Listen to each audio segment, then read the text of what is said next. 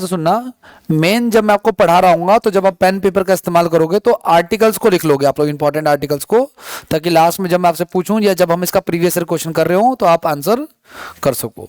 ठीक है, चलो आ जाओ। सुप्रीम कोर्ट के बारे में कुछ जान लो। कितने होते हैं सुप्रीम कोर्ट देश में? कितने भाई हमारे? एक ही है। किसी भी देश में सुप्रीम कोर्ट हमेशा कितना होता है? एक होता है। ठीक है ना।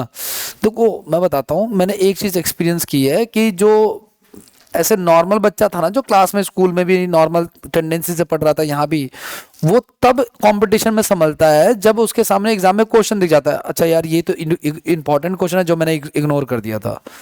ठीक है ना, जैसे टाइटल के क्वेश्चन या कुछ और। ठीक है, इस तरीके से। तो ध्यान से सुनना आप लोग।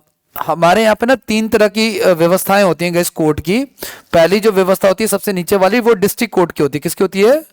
डिस्ट्रिक्ट कोर्ट की। और उसके नीचे क्या होता है? हाई कोर्ट होता है। और उसके नीचे क्या होता, उसके ऊपर क्या होता है? सुप्रीम कोर्ट, है ना। सबसे ऊपर सुप्रीम कोर्ट होता है।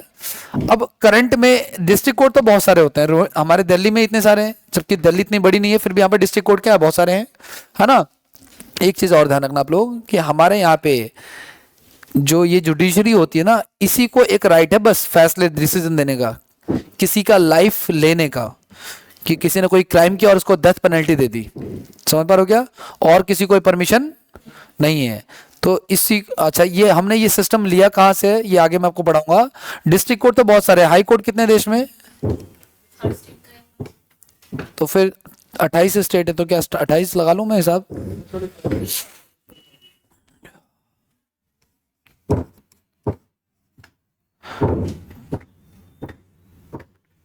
ठीक है, 25 ही है। दो कुछ कुछ ऐसे भी स्टेट्स हैं गए जिनमें 2 स्टेट्स का एक ही हाई कोर्ट है, चंडीगढ़ हरियाणा का, पंजाब और चंडीगढ़ का एक ही है, और बहुत सारे यूटीज का भी नहीं है ना। सुप्रीम कोर्ट कितने देश में? एक है। हर देश में सुप्रीम कोर्ट एक ही होता है, चाहे वो कहाँ की बात हो रही हो, अमेरिका की, फ्रांस की, ऑस्ट्रेलिया की, या हमारे यहाँ की।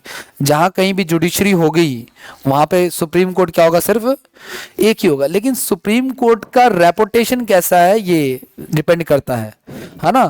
तो उनकी वैल्यू, इनकी इंपॉर्टेंस ज़्यादा है हमारे यहाँ पे। जैसे पाकिस्तान में नहीं है ऐसा। पाकिस्तान में क्या होता है, सुप्रीम कोर्ट अगर किसी के खिलाफ कोई फैसला सुनाता है तो वो व्यक्ति फिर भी भागने में कामयाब हो जाता है, वहां से फ्री हो जाता है। तो अगर सुप्रीम कोर्ट ने कोई बात कही है और आप में से कोई किसी के ऊपर वो बात एग्जीक्यूट नहीं हुई है ना, इसका पावर कितना जुडिशरी का वो मैं आपको अभी बताऊंगा थोड़ी देर में। ठीक है, लेकिन ध्यान रखना आप लोग, किसी देश का कोर्ट कितना पावरफुल है ये इस देश के लिए बड़ा मैटर करता है ना। इंडिया में जुडिशरी वाकई बहुत पावरफुल है, इसका एग्जांपल हमने अपने हिस्ट्री में देखा भी है। ठीक है ना, आगे की बात करते हैं, आ जाओ। देखो सुनो, India judicial system is a single and unified है। सिंगल एंड यूनिफाइड का मतलब क्या है आपका? एक तो एकहरी है और एक एकीकृत है।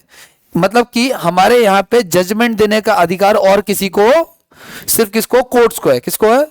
कोर्ट्स को है। या तो वो ये वाली कोर्ट हो, कौन सी कोर्ट हो? डिस्ट्रिक्ट कोर्ट, हाई कोर्ट, या फैमिली कोर्ट, या कंज्यूमर कोर्ट हो, या आर्मी की कोर्ट्स हो, यहाँ पे कोर्ट मार्शल वगैरह होता है। ठीक है ना, ये चीज है। तो ध्यान से सुना, यहाँ पे कैसा है? सिंगल है और यूनिफाइड है। और इसके हेड पे कौन बैठा हुआ है? इसके हेड पे सुप्रीम कोर्ट है। इसके हेड पे कौन बैठा हुआ है? सुप्रीम कोर्ट है। और जिसका हेडक्वार्टर कहाँ पे है? दिल्ली में है, आपको पता ही है। सबसे ज्यादा डिमांडिंग आर्टिकल है गाइस ये वाला। ये हमने 1-2 दिन पहले वहां पे भी किया था, करंट अफेयर्स वाली क्लास में भी किया था। आर्टिकल 124 जो होता है गाइस हमारा, किससे रिलेटेड? आपका सुप्रीम कोर्ट से। मतलब सुप्रीम कोर्ट का एस्टेब्लिशमेंट कैसा होगा, ये सब कुछ। लेकिन जब आर्टिकल 124 कर लो तो मेरी तरफ से एक आर्टिकल और ध्यान में रख लेना, दैट इज आर्टिकल 123। एक किससे रिलेटेड है ये? ऑर्डिनेंस से रिलेटेड है गाइस। इंग्लिश मीडियम वाले ऑर्डिनेंस लिखेंगे और हिंदी वाले लिखेंगे अध्यादेश। ठीक है ना। आर्टिकल 123 इसको ऑर्डिनेंस कहते हैं गाइस, ऑर्डिनेंस कहते हैं। और इसको क्या कहते हैं हम लोग हिंदी में? अध्यादेश कहते हैं। अध्यादेश कहते हैं, देश, अध्यादेश कहते हैं। ठीक है ना। ये क्या चीज होता है? जब कभी भी गाइस पार्लियामेंट का सेशन ना चल रहा हो, यानी पार्लियामेंट, कानून कौन बनाएगा? पार्लियामेंट बनाएगी ना, सेंट्रल गवर्नमेंट बनाती है। अगर पार्लियामेंट का सेशन नहीं चल रहा और देश में कोई इमरजेंसी आ जाए, कानून बनाना पड़े, ठीक है, तो जो राष्ट्रपति जो कानून बनाता है, प्रेसिडेंट जो कानून बनाता है इमरजेंसी में, वो उसको क्या कहते हैं? ऑर्डिनेंस, ऑर्डिनेंस कहते हैं, ठीक है ना, ये चीज का ध्यान रखना आप लोग। और आर्टिकल 124 में किसका जिक्र है? सुप्रीम कोर्ट का, फॉर्मेशन ऑफ सुप्रीम कोर्ट का गाइस, सर्वोच्च न्यायालय लिख सकते हैं हम लोग, ठीक है ना।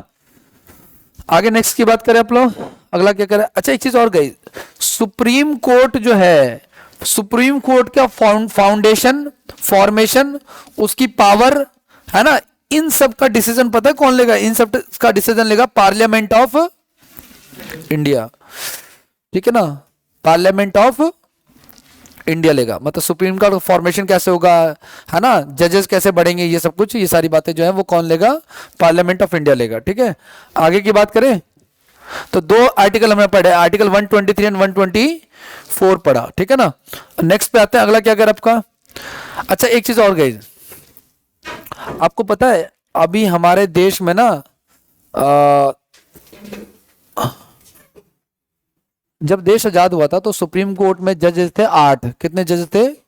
उस समय आबादी उतनी हुआ करती थी, कम थी, अब पॉपुलेशन ज्यादा है, तो अब जजेस भी क्या हो रहे हैं, धीरे धीरे बढ़ रहे। तो जब मैं कंपटीशन में था तो मेरे टाइम पे जजेस हुआ करते गए 30+1, ये कल परसों की क्लास में बताया था मैंने, ये है ना, मेरे टाइम पे हुआ करते थे 30+1, अब आपके टाइम पे हो रहा है 33+1, 34 जजेस हैं इस समय सुप्रीम कोर्ट में। कितने?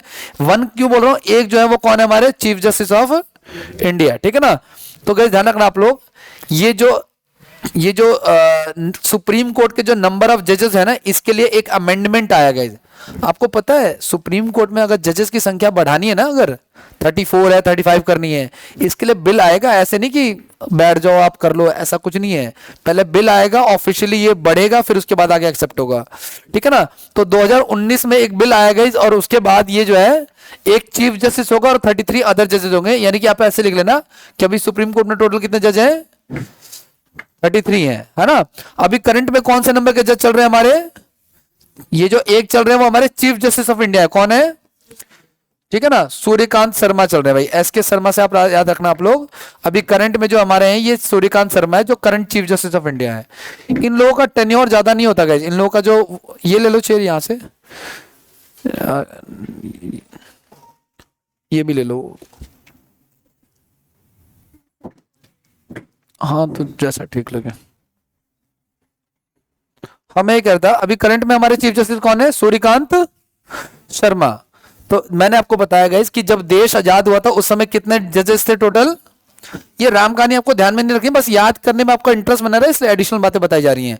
बाद में इनको बढ़ा के 11 कर दिया, फिर धीरे धीरे टाइम के अकॉर्डिंग ये चेंज होता रहा। अभी करंट में कितने टोटल? 34 नहीं बोला, 1 + 33। और हमारे जो करंट के जो चीफ जस्टिस है उनका नाम है सूर्यकांत शर्मा नाम है। ये 50, ये करंट अफेयर्स की बात है, आपको ध्यान में रखना है, ठीक है। अगला नेक्स्ट, ये नंबर, ये जो बिल आप पढ़ रहे हो ना, अमेंडमेंट बिल, ये कब आया था? 2000। ये जजेस के नंबरिंग को लेकर के ये बिल है, उनकी अपॉइंटमेंट के प्रोसीजर को ये लेकर बिल नहीं है। बहुत ध्यान से सुनते जाना, बहुत इंटरेस्टिंग भी आ गया, आगे आएगा। अब आज आगे की बात करते हैं। हाँ जी,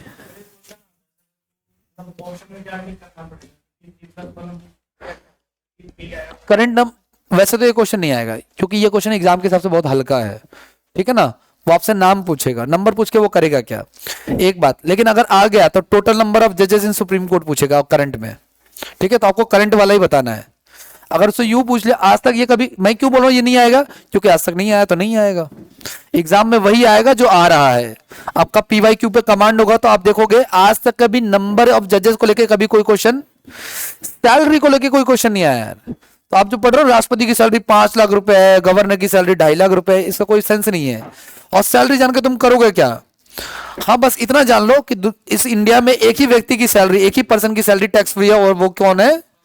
आपकी भी सैलरी, आप लोगों की जॉब लगेगी, आपको भी सैलरी जो है वो आपको वो करनी पड़ेगी, ठीक है। आगे की बात करें, नेक्स्ट की बात करते हैं। सुप्रीम कोर्ट की अगर हम बात करें गाइस, ठीक है ना, तो गाइस ये जो सुप्रीम कोर्ट वाला जो सिस्टम होता है ना गाइस, कल सरप्राइजिंगली मुझसे पूछा था किसी ने, मैंने पढ़ाया था कल, अमेरिका का फ्रीडम पढ़ाया था ना, इंडिपेंडेंस ऑफ अमेरिका, कब अमेरिका आजाद हुआ था? तो किसी ने पूछा सर किससे आजाद हुआ था? तो मैंने कहा उन्हीं से जिनसे सब आजाद हुए। किससे? तो कल हमने 2 लोगों की आजादी करवाती, एक तो म्यांमार की, है ना, और एक आपकी अमेरिका की। 2 लोगों की आजादी हमने पढ़ी थी कल, हाँ फ्रांस की क्रांति भी हुई थी, ठीक है ना, वो क्रांति वहां के लोगों की थी, वैसे नहीं थे। हाँ फ्रॉड, हाँ ठीक है, कोई दिक्कत नहीं। सुनो तो सही मेरी बात, मैं ये कहना चाह रहा हूँ, अंग्रेजों का हर जगह पे कैप्चर था, तो बहुत सारी चीजें कल्चरल हमने उसे अडॉप्ट कर ली। तो ये जो जुडिशरी सिस्टम आप देखते हो, न्यायिक व्यवस्था जो आप देख रहे हो, है ना, कि district court, high court, supreme court, ये सारा का सारा किसका देना है? यूरोपियन कंट्रीज का दे देना है। किसका देना है ना? तो बेसिकली यूरोप में भी ब्रिटेन की बात करते हैं हम ना। तो ध्यान रखना आप लोग कि इंडिया में जो देख रहे हो ना, the beginning of the judicial system based on the European method. गए यूरोप में कौन? ब्रिटेन वाले, है ना। अच्छा गाइस, एक चीज और, भारत में इसके फाउंडर कौन है? तो वॉरेन हेस्टिंग्स। भारत में कौन है? ठीक है ना, वॉरेन हेस्टिंग्स है, ठीक है ना। इंडिया में इसकी शुरुआत वैसे तो ब्रिटिश ईस्ट इंडिया कंपनी ने की थी, ठीक है, ब्रिटिश ईस्ट इंडिया कंपनी ने की थी।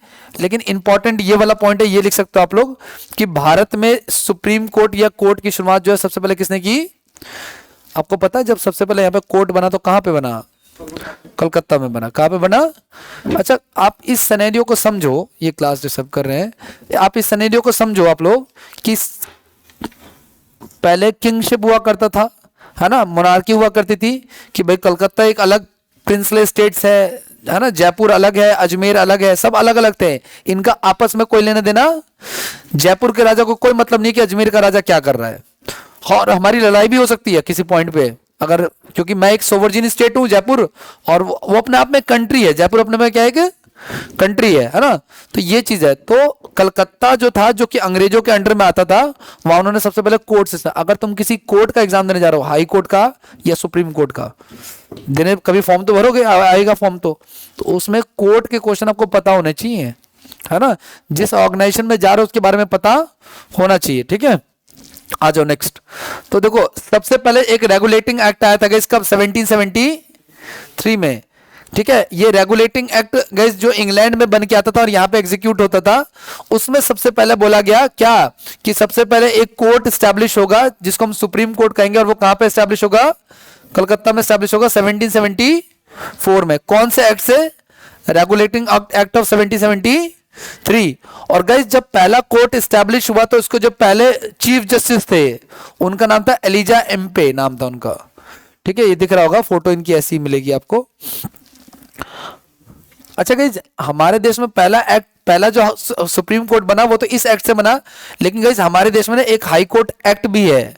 कौन सा एक्ट है हमारे पास? एक हाई कोर्ट एक्ट है। ध्यान से सुनना, सबसे पहले अंग्रेजों ने बंगाल पे कैप्चर किया, फिर बंगाल के बाद उन्होंने मद्रास पे, फिर चेन्नई पे कैप्चर किया।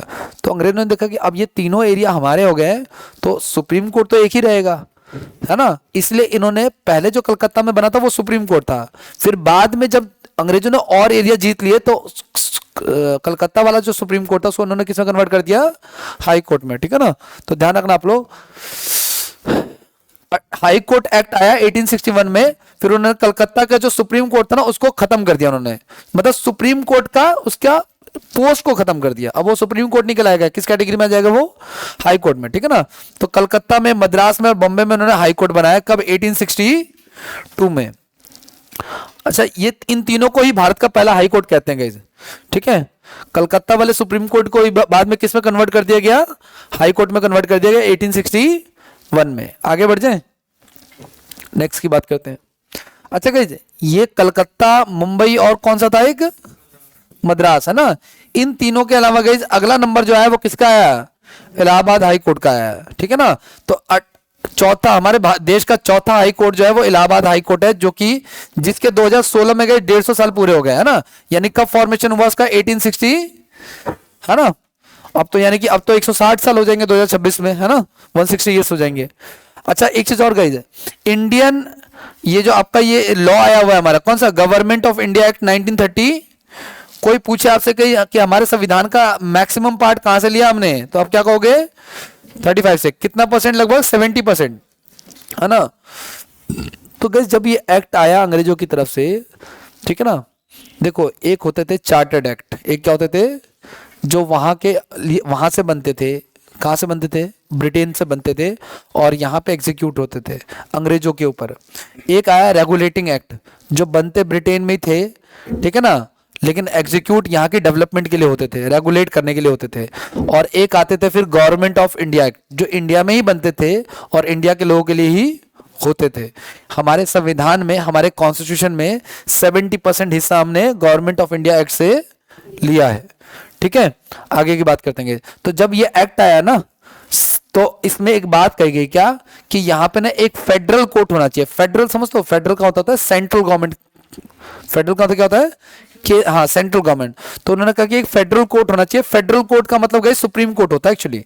ठीक है, तो ये जो आया एक्ट, हमारा गवर्नमेंट ऑफ इंडिया एक्ट आया, इसके तहत दिल्ली में गाइस एक जो है संघीय न्यायालय, यानी कि union federal judiciary, federal judiciary जिसको सुप्रीम कोर्ट ही कहते हैं। देखो सुनो, सुप्रीम कोर्ट देश में एक होता है, सेंट्रल गवर्नमेंट देश में एक है, और उसी सेंट्रल गवर्नमेंट को हम फेडरल कहते हैं।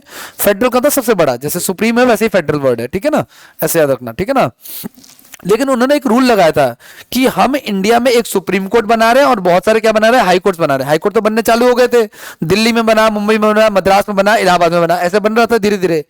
ठीक है ना, लेकिन उन्होंने कहा एक सुप्रीम कोर्ट भी बना देंगे। अगर जो आदमी हाई कोर्ट से खुश नहीं होगा वो कहां जाएगा, फिर सुप्रीम कोर्ट। लेकिन उन्होंने एक प्रोविजन लगा रखा था इसमें, क्या कि उस समय एक रूल था कि अगर आप इंडिया के सुप्रीम कोर्ट से खुश नहीं हो, फेडरल कोर्ट से खुश नहीं हो, जो कि कहां पे एस्टैब्लिश है, दिल्ली में, तो आप इंग्लैंड भी जा सकते हो वहां के सुप्रीम कोर्ट में। मतलब कि इंडिया के सुप्रीम कोर्ट से बड़ा कौन है, इंग्लैंड का सुप्रीम कोर्ट। तो ये एक प्रॉब्लम थी। जब हम सोवरजीन हो गए, जब हम आजाद हो गए, तो हमने वो प्रोसेस को खत्म कर दिया। यानी कि आप इंडिया में अगर कोई केस लड़ो तो सबसे पहले कहां जाके लड़ोगे, डिस्ट्रिक्ट कोर्ट में, फिर कहां जाओगे, फिर कहां जाओगे, तो सुप्रीम कोर्ट के बाद एंड है। सुप्रीम कोर्ट के बाद कोई कहीं जाने की जरूरत। तो मैं एक बार ना बिहार, यूपी में एक व्यक्ति थे आजम खां, है ना, अभी भी हैं। तो उन्होंने एक बार मजे मजे में बोला कि हम इंटरनेशनल कोर्ट ऑफ जस्टिस भी जाएंगे। तो इंटरनेशनल कोर्ट ऑफ जस्टिस, उन्होंने मजाक में बोला था, वो बहुत शिक्षित आदमी है। तो इंटरनेशनल कोर्ट ऑफ जस्टिस जो है वहां पे इंडिविजुअल नहीं जाते, वहां पे नेशंस जाते हैं। कौन जाते हैं वहां पे, नेशन, मतलब इंडिया वर्सेस पाकिस्तान, है ना, या इंडिया की किसी और कंट्री चलते, वो वहां पे केस करेंगे। इंडिविजुअल का केस वहां पे, इंडिविजुअल के लिए आखिरी उम्मीद सुप्रीम कोर्ट होती है, और उसके बाद भी अगर कोई उम्मीद के लिए बच गया तो वो कौन बच गया, राष्ट्रपति बन गया, है ना। कौन से आर्टिकल से, राष्ट्रपति कौन से आर्टिकल से हमें माफ कर सकता है, क्षमादान कर सकता है, मर्सी दे सकता है, कौन से आर्टिकल से हमें मर्सी दे सकता है भाई, पार्डन कर सकता है भाई। राष्ट्रपति जो है, आपको पता है ना, अगर किसी आदमी को डिस्ट्रिक्ट कोर्ट ने फांसी की सजा दी है, हाई कोर्ट ने फांसी की सजा दी है, सुप्रीम कोर्ट ने भी फर्स्ट को फांसी की सजा उसकी मेंटेन रखी है, तो उसके बाद वो कहां जाएगा, राष्ट्रपति के पास जाएगा, है ना। और राष्ट्रपति कौन से आर्टिकल से उसको माफ कर देगा, 72 के तहत, है ना। इसको क्या बोलते हैं, इसको गाइस पार्डन बोलते हैं। और ये पार्डन कितने तरह के होते हैं, ठीक है, 5 तरह के होते हैं। आगे की बात करें, बाकी ये उतना इंपॉर्टेंट नहीं है, इसकी कोई वो नहीं है। अच्छा हाँ गाइस, जब हमारा देश आजाद हुआ तो हमने अपना खुद का सुप्रीम कोर्ट एक्सेप्ट किया, कब, 28 जनवरी 1950 को। ये ध्यान में रखना आपको, ठीक है। तो अभी तक आपने कितनी बातें पढ़ी, आपको मैंने सबसे पहले पढ़ाया आर्टिकल 123। ये क्या चीज है, ये है अध्यादेश। क्या है ये, अध्यादेश मीन्स व्हाट, इम्पीचमेंट। क्या है ये, इम्पीचमेंट नहीं, ऑर्डिनेंस है। अच्छा, आर्टिकल 124 क्या बताया मैंने आपको, formation of supreme court. Supreme court का बनना इसमें लिखा हुआ है। अच्छा, सुप्रीम कोर्ट को बनाने की पावर किसके पास होती है, संसद के पास, पार्लियामेंट के पास होती है। अभी आगे के आर्टिकल आएंगे, टेंशन मत लो आप लोग। लेकिन गाइज ये सब पढ़ने के अलावा मैंने आपको कुछ एडिशनल बातें भी बताई। क्या मैंने आपको ये बताया अभी कि सबसे पहले जो है एक रेगुलेटिंग एक्ट आया। कौन सा एक्ट, रेगुलेटिंग एक्ट आया, 1773 में आया। उसमें हमने एक सुप्रीम कोर्ट बनाया, कहां पे, कलकत्ता में बनाया हमने, ठीक है ना। फिर क्या हुआ, एक हाई कोर्ट एक्ट आया। कौन सा एक्ट आया, हाई कोर्ट। ये कब आया, 1861 में आएगा। उसमें हमने क्या किया, जो कलकत्ता का सुप्रीम कोर्ट था उसको हमने हाई कोर्ट में कन्वर्ट कर दिया। हमने मुंबई में बना दिया और हमने मद्रास में बना दिया। उसके बाद हमने गाइस 1866 में हमने एक और हाई कोर्ट बनाया, that is Allahabad high court. कौन सा हाई कोर्ट बनाया हमने, इलाहाबाद हाई कोर्ट। आज भी इसको इलाहाबाद हाई कोर्ट कहते हैं, जबकि पूरे देश का नाम, उस इलाके का नाम प्रयागराज है ना।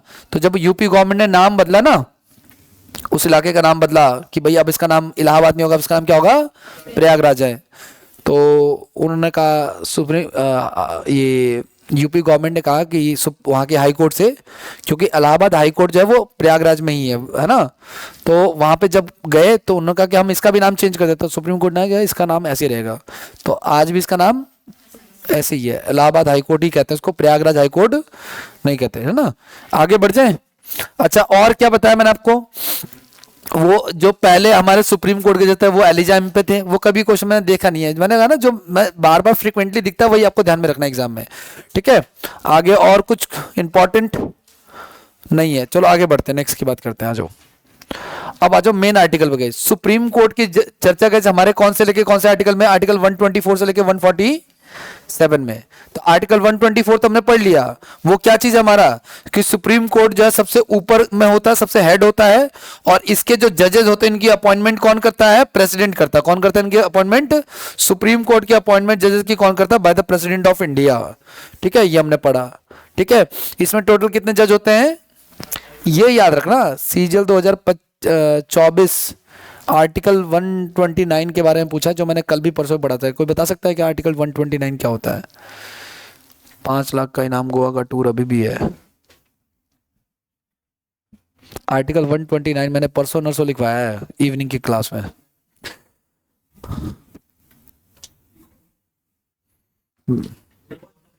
कोर्ट ऑफ रिकॉर्ड मिल गया कई लोगों को, अच्छी बात है। सुप्रीम कोर्ट जो होता है वो क्या होता है, कोर्ट ऑफ रिकॉर्ड होता है, ठीक है ना। आगे पढ़ाऊंगा उसके बारे में, आगे बढ़ते हैं। अभी एक ही आर्टिकल आया 124। अच्छा, एक चीज और ध्यान से सुनना आप लोग गाइस, ये जो जजेस होते हैं ना, उनकी जो अपॉइंटमेंट होती है, जजेस की जो अपॉइंटमेंट होती है उसको कॉलेजियम सिस्टम कहते हैं। क्या कहते हैं उसको,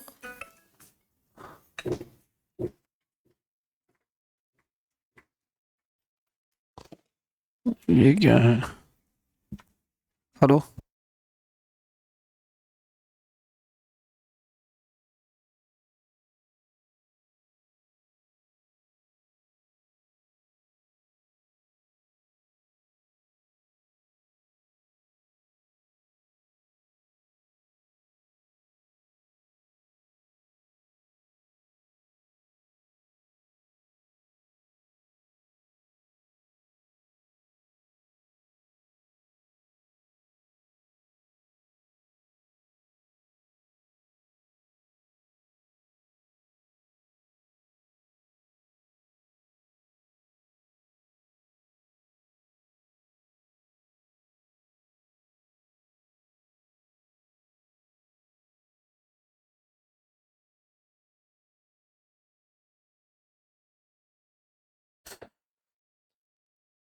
उर्वशी से बात हुई थी क्या तुम्हारी कोई? चलो आ जाओ, सुनो मेरी बात, आगे सुनो। मैं कह रहा हूं जजेस की अपॉइंटमेंट की बात करते हैं। एक बात बताओ, जजेस की अपॉइंटमेंट में अगर हम पॉलिटिशियंस को लेके आएंगे तो पॉलिटिशियंस अपने बेनिफिट के लिए अपॉइंट कर सकते हैं, इसलिए जजेस की अपॉइंटमेंट में पॉलिटिशियंस को क्या रखा गया है, दूर रखा गया है।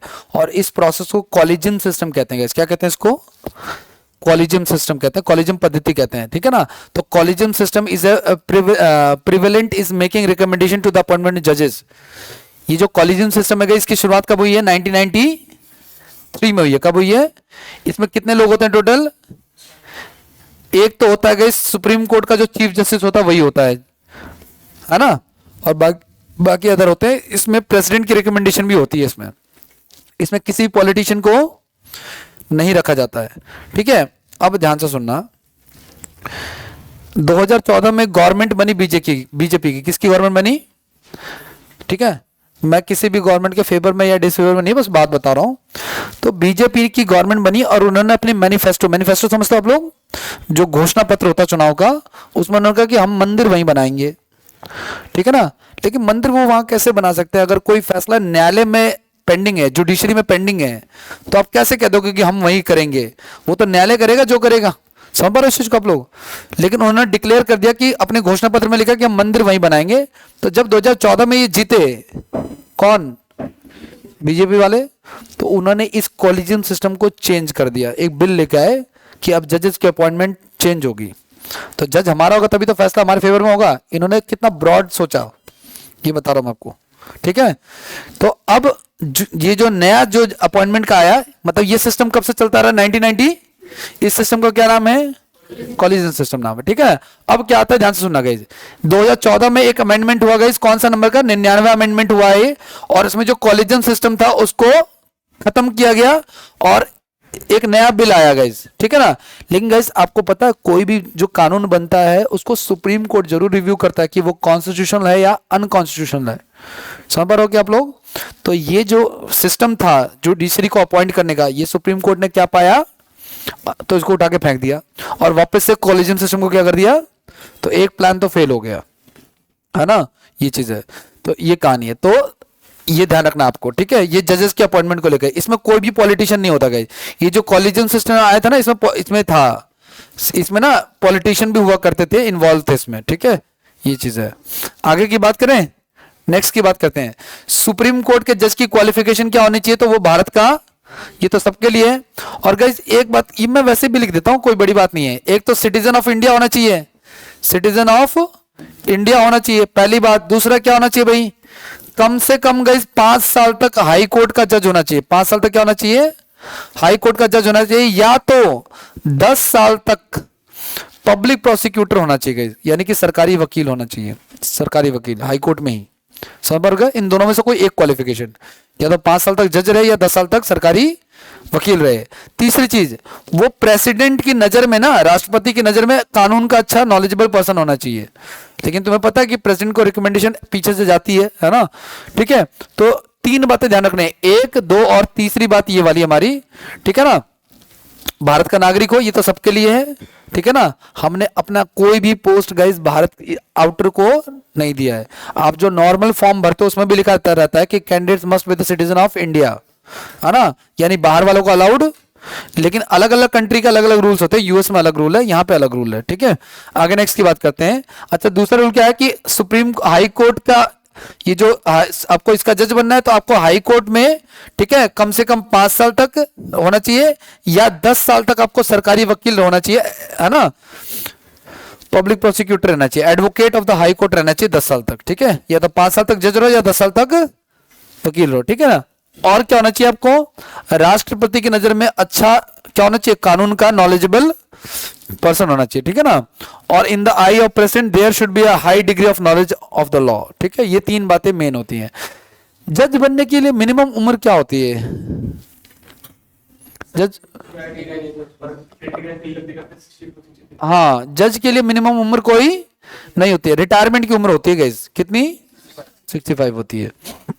आगे बढ़ जाएं, अभी ज्यादा आर्टिकल आए नहीं है, ये एडॉक जजेस लिख लेना आप लोग, इसको वैसे लिख लो आप लोग, एडॉक जजेस आर्टिकल 127, सबसे पहले हमने लिखा आर्टिकल 123, फिर हमने लिखा आर्टिकल 124, फिर हमने लिखा आर्टिकल 127 लिखा, जो बीच में स्किप किया वो अभी आएंगे, डोंट वरी, ठीक है। या एक काम करो, अभी स्किप करके ही लिख लो आप लोग, 125, 126, 127, ये क्या चीज बताया मैंने आपको, ये क्या चीज है, एड हॉक जजेस, हिंदी वाले भी ऐसे लिख लेंगे, एड हॉक करके लिख लेंगे। क्या चीज होता है आपका,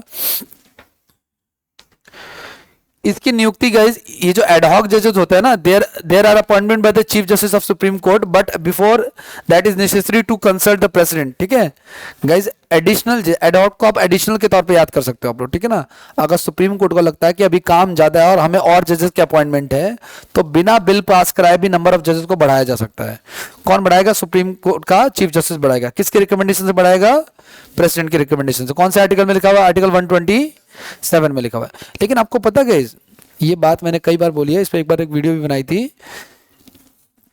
कई लोगों को लगता है कि सर क्या फायदा है डिग्री का, जब आज मैं कल कंटेंट क्रिएशन के ऊपर गवर्नमेंट की इन्वेस्टमेंट पढ़ रहा था, और आने वाले समय में जो कंटेंट क्रिएशन वाला जो यूट्यूब वाला सिनेरियो, जिसको लोग पहले नॉन सीरियस लेते थे अब सीरियस लेते हैं, ये 1 लाख करोड़ रुपए की मार्केट कैप होल्ड करेगा आने वाले समय में, ऐसा बताया। हाँ, कोर्सेज भी बनेंगे, वो तो बन ही रहे, कोर्सेज तो अभी से बन रहे हैं, खैर ठीक है। लेकिन गवर्नमेंट भी इसमें जो हमारे अष्टनवी वैष्णव हैं उन्होंने अनाउंस किया था ये, ठीक है। खैर कोई बात नहीं, ध्यान से सुना आप लोग, किस मैटर पे कह रहा था मैं आपको, ये आ जाओ नेक्स्ट देखते हैं, आप जाओ यहाँ अगला देखो, अगला क्या, अच्छा एक चीज और, मैं ये कंटेंट क्रिएशन की बात कहाँ से आई, कई बच्चों को ये लगता है सर क्या फ़ायदा है डिग्री का, जब हमारी एक वीडियो वायरल हो जाएगी और हम चल पड़ेंगे, इनकम आ जाएगी। देखो यूट्यूब को मैं बहुत अच्छे से जानता हूँ, यहाँ पे दिखता कुछ है और होता कुछ है। यूट्यूब से जो इनकम आती है ना, उससे एक ही व्यक्ति मिल रहा है, वो खुद यूट्यूब है, ठीक है। बाकी सब तो ऐसे ही चल रहा है। यूट्यूब से किसी भी इनकम की, और टीचिंग में तो बिल्कुल ही नहीं है, ठीक है ना।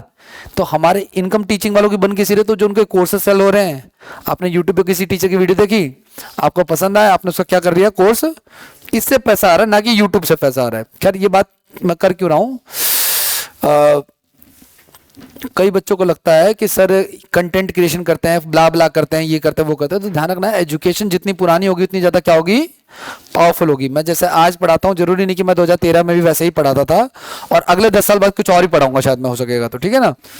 तो सुप्रीम कोर्ट का जज जितना पुराना होगा वो उतना ज़्यादा क्या होगा, वैल्यूबल होगा, उतना ज्यादा उसके डिसीजंस को इंपॉर्टेंस दी जाएगी, है ना, ये चीज है। तो ध्यान रखना आप लोग, article 128 guys, appointment of retired जजेस, ये अपने रिटायर्ड जजेस की भी अपॉइंटमेंट कर सकते हैं, ठीक है। कौन से आर्टिकल में, आर्टिकल एड हॉक का मतलब एडिशन हो गया, और ये हो गया आपका अपॉइंटमेंट ऑफ रिटायर्ड जजेस, अपॉइंटमेंट ऑफ रिटायर्ड जजेस गाइज, ठीक है ना। क्योंकि एक दिन बाद तो रिटायर हो जाएगा, लेकिन इसका मतलब ये थोड़ी कि वो वेस्ट हो जाएगा। आर्टिकल 129 ये सीजल में कई बार आ चुका है एग्जाम्स में, ठीक है। क्या, court of record guys, article 129 क्या होता है, कोर्ट ऑफ रिकॉर्ड बोलते हैं इसको, थोड़ा सा छोटा कर देते हैं, इसको बोलते हैं कोर्ट ऑफ रिकॉर्ड।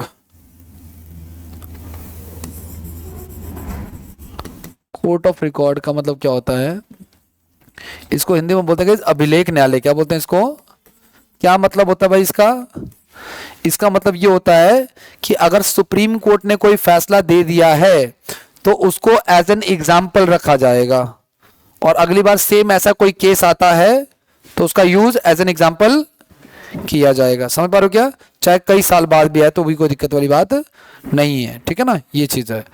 जैसे मान के चलो कल को आज किसी व्यक्ति ने, कल हम इवनिंग में पढ़ रहे थे ना प्रियम्बल को लेकर के, हमने पढ़ा था कि फ्रांस की क्रांति में 3 वर्ड आए, कौन कौन से, है ना, एक, हाँ, समानता, स्वतंत्रता और बंधुत्व, है ना। समानता मतलब इक्वालिटी, स्वतंत्रता यानी कि फ्रीडम, और फ्रेटर्निटी, ये 3 वर्ड जो हमने लिए, इन शब्दों को हमने अपने कॉन्स्टिट्यूशन के प्रियम्बल में ऐड किया। अब आज मान के चलो इस भाई का क्या दिमाग में है, इसने केस कर दिया कि प्रियम्बल में केस करो, इसने किसी रीजन से केस किया, इसका केस एक्सेप्ट हो गया और केस चलने लगा, तो अब जो डिस्कशन होगा वो पिछले केस के बेसिस पे हो जाएगा कि प्रियम्बल इसका पार्ट है या नहीं, ये बात खत्म है, वो चीज है। चेंज भी हो सकता है, सुप्रीम कोर्ट अपने फैसले को चेंज भी कर सकता है, वो पढ़ेंगे आगे। तो आर्टिकल 129 हमने बता दी गाइस क्या होता है। अच्छा, हाई कोर्ट भी गाइस कोर्ट ऑफ रिकॉर्ड होता है, लेकिन district court court of record, तो रोहिणी कोर्ट की उतनी वैल्यू नहीं है जितनी हाई कोर्ट की और जितनी सुप्रीम कोर्ट की है, ठीक है। आगे बढ़ जाए, तो ये ध्यान रखना आपको, कोर्ट ऑफ रिकॉर्ड का मतलब क्या होता है, इनके फैसले ऑफिशियल होते हैं और एज एन एग्जाम्पल इनको रखा जाता है। आगे बढ़ जाए, सैलरी ऑफ जजेस की बात करते हैं गाइस। कुछ मैंने कहा ना, सैलरी से लेकर क्वेश्चन नहीं आता है, कभी भी नहीं देखा मैंने सैलरी से रिलेटेड क्वेश्चन, ठीक है। तो सैलरी को जाना तो वैसे जान लो आप लोग, सैलरी जो होता है ना, चीफ जस्टिस ऑफ इंडिया की जो सैलरी होती है, आपको पता है एक चीफ जस्टिस है और बाकी क्या 33 जजेस हैं। तो जो चीफ जस्टिस होती है उसकी सैलरी होती है 2,80,000 रुपए, और जो अदर जजेस होती है उनकी कितनी होती है, 2.5 लाख रुपए होती है। हाई, अच्छा गाइज, हर एक कोर्ट में गाइज एक चीफ जस्टिस जरूर होगा, चाहे वो हाई कोर्ट हो चाहे वो सुप्रीम कोर्ट हो। यहाँ पे भी होगा, डिस्ट्रिक्ट कोर्ट में भी एक होगा, हेड होगा इनका, ठीक है ना, कोई चीज है, ठीक है। तो हाई कोर्ट हो या फिर क्या हो, सुप्रीम कोर्ट, एक चीफ जस्टिस जरूर होगा। तो जो हाई कोर्ट का जो चीफ जस्टिस होगा उसकी सैलरी 2.5 लाख रुपए होगी, सुप्रीम कोर्ट का जो चीफ जस्टिस होगा उसकी सैलरी 2,80,000 होगी, और हाई कोर्ट के जजेस की सैलरी जो है, अदर जजेस जो होते हैं हाई कोर्ट में, अलग अलग राज्य में अलग अलग होते हैं, स्टेट में, उनकी कितनी है, 2.2 लाख, ठीक है ना। एक चीज और बताया था, ये भी हम कई बार डिस्कस कर सकते हैं कि इनकी सैलरी आती कहाँ है, कहाँ से है, CFI से आती है, कहाँ से आती है, कंसोलिडेटेड फंड ऑफ इंडिया से आती है। अब आगे की बात, सुप्रीम कोर्ट की पावर्स की बात करते हैं गाइस, ठीक है ना। तो सबसे पहली जो पावर आती है गाइस, वो उनकी आती है प्रारंभिक क्षेत्राधिकार, यानी कि ओरिजिनल जुरिडिक्शन, ठीक है ना। ये क्या चीज है ओरिजिनल जुरिडिक्शन, ये शॉर्ट में जान लोगे तो बहुत अच्छी बात है।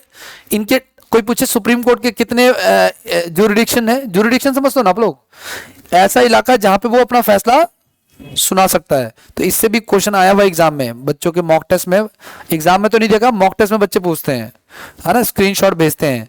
तो बच्चे वो वही होते हैं जो क्लास में इग्नोर कर देते हैं, मॉक टेस्ट का फिर उनको जरूरी लगने लग जाता है। ठीक है, तो इनके टोटल कितने अधिकार, इनके टोटल कितने ज्यूरिडिक्शन है, टोटल 6। ज्यूरिडिक्शन मतलब क्षेत्राधिकार। ठीक है, तो सबसे पहला जो ज्यूरिडिक्शन है गाइस वो ओरिजिनल है, दूसरा एप्लीएट है, तीसरा है ट्रांसफर, एडवाइजरी, जुडिशियल रिव्यू, और एक और जुडिशियल रिव्यू है, दोनों अलग अलग है, मैं आपको बताऊंगा आगे। ठीक है, सबसे पहले ओरिजिनल वाले की बात करें। आ जाओ, सबसे पहले किसकी बात कर रहे हैं हम लोग, ओरिजिनल की। इसमें क्या होता है, ध्यान से सुना गाइस, ये आम आदमी के लिए नहीं होता गाइस, किसके लिए होता है पता है आपको, ये होता है स्टेट्स के लिए। किसके लिए होता है, अगर दो स्टेट आपस में लड़ जाएं किसी चीज के लिए भी, तो ध्यान रखना है, ये जो to hear the dispute arising between the 2 और मोर स्टेट्स, 2 या 2 से अधिक राज्यों के मध्य उत्पन्न विवादों को सुनवाई के लिए होता है। ठीक है, या तो ये उसमें क्या था आपका, इसमें केंद्र और राज्य, देखो, या तो 2 राज्य आपस में लड़ जाएं, 2 state, Haryana versus Punjab, Haryana versus Delhi, या तो कोई स्टेट किसी सेंट्रल गवर्नमेंट से लड़ जाए, यानी कि Delhi versus supreme central government, है ना। उस केस में इनके मुकदमे कहां चलेंगे, सीधे सीधे सुप्रीम कोर्ट में चलेंगे, किसी भी हाई कोर्ट में। इस केस में इसको प्रायोरिटी है, इस केस में ये हाई कोर्ट से आगे है। ठीक है ना, तो ध्यान रखना ओरिजिनल में क्या होता है आपका। अच्छा, और क्या क्या होता है इसमें 3 बातें गए, एक आता है आपका राष्ट्रपति और उपराष्ट्रपति का चुनाव। तो मैं आपको ये पढ़ा रहा हूं, हम पढ़ रहे हैं ज्यूरिडिक्शन ऑफ सुप्रीम कोर्ट। गए क्या पढ़ रहे हैं हम लोग, ज्यूरिडिक्शन ऑफ सुप्रीम कोर्ट, यानी कि इसका क्षेत्राधिकार क्या होता है। तो इसमें हमने पहला पढ़ा प्रारंभिक क्षेत्राधिकार, प्रारंभिक क्षेत्राधिकार यानी कि ओरिजिनल ज्यूरिडिक्शन, प्रारंभिक क्षेत्राधिकार यानी कि ओरिजिनल ज्यूरिडिक्शन। इसमें 3 बातें आती हैं, 3 बातें कौन कौन सी, स्टेट वर्सेस स्टेट आ जाए, यानी 2 राज्य आपस में क्या कर जाए, लड़ जाए। दूसरा स्टेट वर्सेस सेंटर आ जाए, ठीक है ना। और तीसरा आपका आ जाए ये किसके चुनाव, प्रेसिडेंट के या तो वाइस प्रेसिडेंट के इलेक्शन। गाइस, अगर वाइस प्रेसिडेंट के इलेक्शन में कोई गड़बड़ मिली है या प्रेसिडेंट के इलेक्शन में कोई गड़बड़ मिली है, तो वो सीधे सीधे कहां जा सकता है, और प्राइम मिनिस्टर के इलेक्शन में चुनाव आयोग नहीं, मतलब कि मैटर अगर जाता है कोर्ट में, तो चुनाव आयोग तो खैर है ही है, वो तो करेगा ही।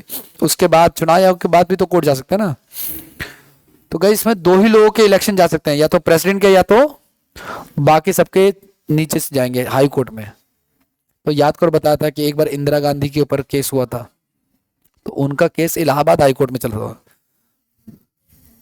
नहीं, कल वो जो फ्रॉड हुआ था वो तो एमपी में हुआ था, और केस कहां चला था, इलाहाबाद हाई कोर्ट में चला था। ठीक है ना, तो इलाहाबाद हाई, तो इससे ये पता चल रहा है इस एग्जाम्पल से। अब देखो, ये कहीं बात ये लिखी थोड़ी है, आपको कभी एग्जाम में नहीं आएगा क्वेश्चन कि प्राइम मिनिस्टर का अगर इलेक्शन रिलेटेड कोई बवाल हो जाता है तो उसका केस कहां चलेगा। ये कहीं ना आपको बुक में मिलेगा, ये तो बातों बातों में आ गया।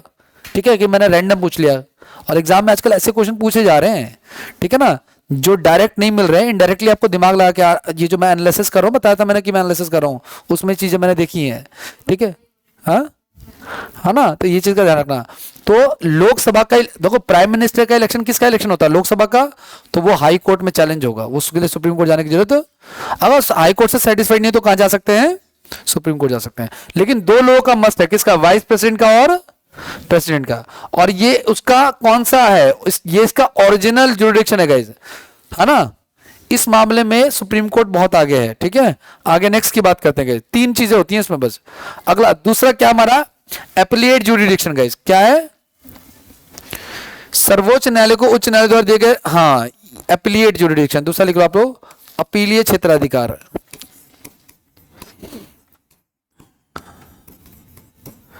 एप्लीएट है ये, ठीक है ना। इसमें क्या होता है गाइस, आपको पता है, सबसे पहले आदमी कहां जाता है, डिस्ट्रिक्ट कोर्ट, फिर हाई कोर्ट, फिर अगर आप कोई व्यक्ति हाई कोर्ट के फैसले से खुश नहीं है तो वो कहां जाएगा, इसी को कहते हैं एपीलिएट, मतलब अपील करना। कहां पे अपील करना, बड़ी कोर्ट में अपील करना। अच्छा, सुप्रीम कोर्ट ने अगर मान के चलो इनके अगेंस्ट ही फैसला दे दिया, तो अब ये कहां जाएंगे, सुप्रीम कोर्ट में एक और ऑप्शन है, वो दोबारा से अपील करवा सकते हैं बड़ी बेंच में, है ना। बेंच क्या होती है, ग्रुप ऑफ जजेस की होती है। तो एक होती है लोअर बेंच जिसमें 3 जजेस हो सकते हैं, एक होती है अपर बेंच जिसमें 7-8 जजेस होते हैं। ठीक है ना। तो मैंने आपको बताया था कि वो जो केशवानंद भारती वाला केस था वो आज तक का हाईएस्ट जजेस की बेंच वाला केस था, 13 जज थे, मतलब 13 जज आज तक कभी भी। अभी 2-3 दिन पहले एससी कैटेगरी पे रिजर्वेशन का फैसला है, आपको पता है बात है ना, कि अगर एससी कैंडिडेट ने बताया तो था शायद मैंने मान लो इनकी उम्र 20 साल है और ये एससी कैटेगरी से बिलोंग करती हैं और इन्होंने एससी कैटेगरी का किसी भी लेवल पे कोई बेनिफिट नहीं लिया, ना एज रिलैक्सेशन लिया, ना कट ऑफ में लिया, इनके कट ऑफ से भी ज्यादा मार्क्स आ रहे हैं तो ये जनरल काउंट होंगी। लेकिन किसी भी स्टेज पे अगर इन्होंने एससी कैटेगरी का बेनिफिट ले लिया है, मान के चलो किसी फॉर्म की भरने की एज 25 साल है, कितनी है, और इनकी उम्र मान लो 26 है, तो उन्होंने एज का बेनिफिट ले लिया, तो अब इनके मार्क्स जनरल से भी ज्यादा है लेकिन ये एससी कैटेगरी में ही रहेंगी, आउट नहीं होंगी। ये चीज का फैसला, इसको लेके क्लैरिटी दी है, मतलब कि ये पहले से भी नोन था। तो अपीलीय क्षेत्र अधिकार में क्या होता है, जो आदमी हाई कोर्ट से खुश नहीं है वो कहां जा सकता है, फिर कहां अपील कर सकता है, अपील करने की बात कर रहे हैं यहाँ पे, ठीक है। तो ध्यान रखना आप लोग कि the supreme court has the right to hear the appeals against the judgment of the high court. तो वो सेंगर वाला केस आया था ना, भी बीजेपी लीडर था सेंगर, उसको दिल्ली हाई कोर्ट ने बेल दे दिया था 2017 के रेप केस में, दिल्ली हाई कोर्ट ने उसको बेल दे दिया था, ठीक है ना। तो कल मैंने बताया ना, कल मेरी वाइफ ने मुझसे पूछा, मैं काम कर रहा था, तो उसने मुझसे पूछा कि आपके हिसाब से क्या लगता है, सही किया बेल दे दिया। मैंने कहा मेरे को जुडिशरी पर तो ब्लाइंडली ट्रस्ट है, कोई दिक्कत वाली बात ही नहीं है, ठीक है ना, वो चीज़ है, कुछ ना कुछ कारण रहा होगा देने का, ठीक है, ठीक है, अच्छा ठीक है। तो मैंने उसको समझाया क्यों बेल दिया था, मैंने उसको बताया क्योंकि ये केस मुझे पता था। तो ये दे दिया था बेल इस पे कि अगर रेप केसेस में कोई ऐसा बंदा फंसता है जो कि पब्लिक सर्वेंट है, क्या है, सरकारी कर्मचारी है, तो वो सेंगर के ऊपर ये था कि वो उस समय एमएलए था और ये कोर्ट में डिबेट में ये डिसीजन निकल के आया कि एमएलए जो होता है वो पब्लिक सर्वेंट नहीं होता। उसके बेसिस पे दिल्ली हाई कोर्ट ने उसको बेल दे दी थी, जिसको सुप्रीम कोर्ट ने रीडिफाइन किया और वापस उसकी बेल को क्या कर दिया, कैंसिल कर दिया। ये था रीजन। तो मैंने कहा ना, मैं वो वाला नहीं हूँ कि चाय की दुकान पे कहता हूँ ये तो चोर है साले के सारे, पब्लिक सर्वेंट नहीं, मतलब कि इस डिबेट में ना रीजन उसके पॉइंट्स देखो, आपका लॉयर कानून के लूप देखो मैं बताता हूँ, किसी ने कोई क्राइम किया है, मैं लॉयर करूंगा, फिर अगर मान लो मैंने क्राइम भी किया तो भी मैं लॉयर करूंगा। लॉयर का काम है कि कानून के लूप होल्स को निकाले और मुझे फ्री करवाए, बस। अच्छा लॉयर उसी बात के पैसे लेगा। और लूप होल में अगर मान लो किसी पब्लिक सर्वेंट की डेफिनेशन ही नहीं है तो तुम लगाओ, क्यों कैसे कैसे फिर आ जाएगा, फिर डिबेट करेंगे हम इस बात पे। जज साहब ऐसा नहीं है कि कुछ भी कर देंगे, वहां पे लॉयर भिड़ जाते हैं, उनकी खुद की यूनिट है। तो अगर पब्लिक सर्वेंट की डेफिनेशन डिफाइन करोगे पब्लिक सर्वेंट क्या है, फिर समझ रहे हो आप लोग। ये लॉ की टर्म्स जो होती है ना बड़ी पेचीदा होती है। तो इसमें डिबेट में उनका लॉयर जो है वो भारी पड़ा, तो उस केस में हाई कोर्ट ने उनको बेल दी थी। फिर वापस सुप्रीम कोर्ट ने इसको पब्लिक सर्वेंट को कहा कि ये जो एमएलए होते हैं पब्लिक सर्वेंट ही होते हैं, जितने भी ये एमएलए एमपी नेता है, ये सारे सारे क्या है, चुने हुए जो नेता है, ये सारे सारे क्या है, पब्लिक सर्वेंट है। इसने उनकी बेल को क्या किया, वापस से रद्द कर दिया, ठीक है। आगे आ जाओ।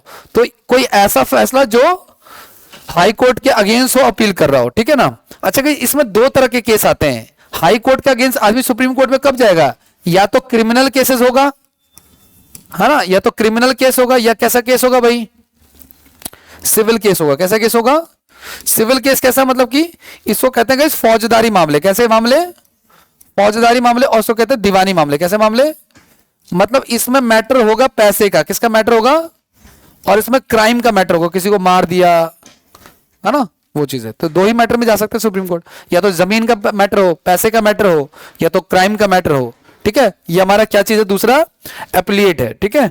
ये ध्यान में रखना आपको। अगला नेक्स्ट क्या कह रहा है आपका, ठीक है, कॉन्स्टिट्यूशनल केसेस के अगेंस्ट भी जा सकते हैं गाइस, ठीक है ना। इसमें तीसरी चीज क्या है, अगर कोई ऐसा चीज है जो कॉन्स्टिट्यूशनल है तो उसके अगेंस्ट भी अपील कर सकते हैं।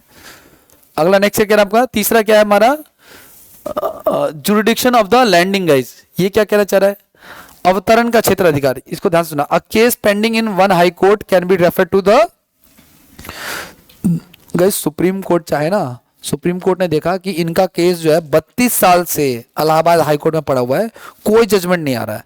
अब ये मेरे पास आए हैं कि सर मेरा कुछ करो, 32 साल हो गए वो केस खत्म नहीं हो रहा। तो मैं चाहूं तो उस केस को अपने पास बुला सकता हूं या उसको किसी दूसरे हाई कोर्ट में भेज सकता हूं। इसको कहते हैं क्या, इसको कहते हैं क्या हम लोग, इसको कहते हैं जुरिडिक्शन ऑफ लैंडिंग। मतलब उस केस को कहीं और लैंड करवा देना, ठीक है ना। तो जुरिडिक्शन ऑफ लैंडिंग का ध्यान रखना आप लोग, ठीक है, तीसरा जो है हमारा वो जुरिडिक्शन ऑफ लैंडिंग।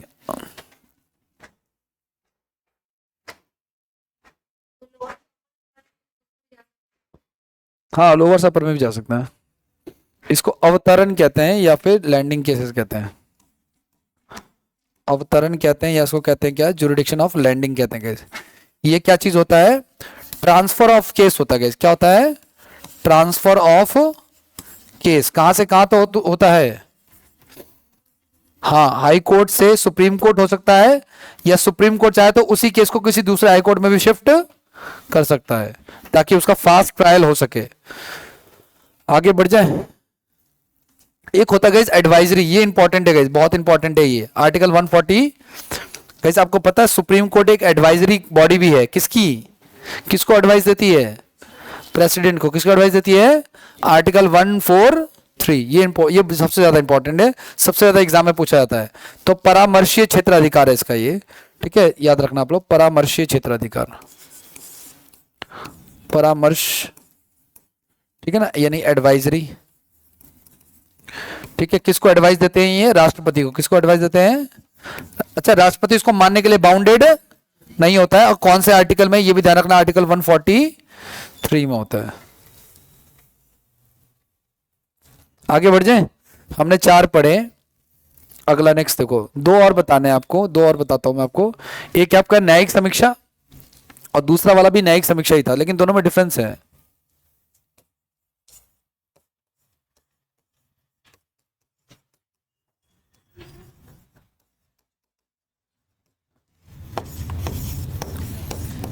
लेकिन कोई इससे पहले मुझे ये बताओ, हमने सुप्रीम कोर्ट का कंसेप्ट लिया कहाँ है, कहां से लिया है, मतलब सुप्रीम कोर्ट हमने ब्रिटेन से लिया है।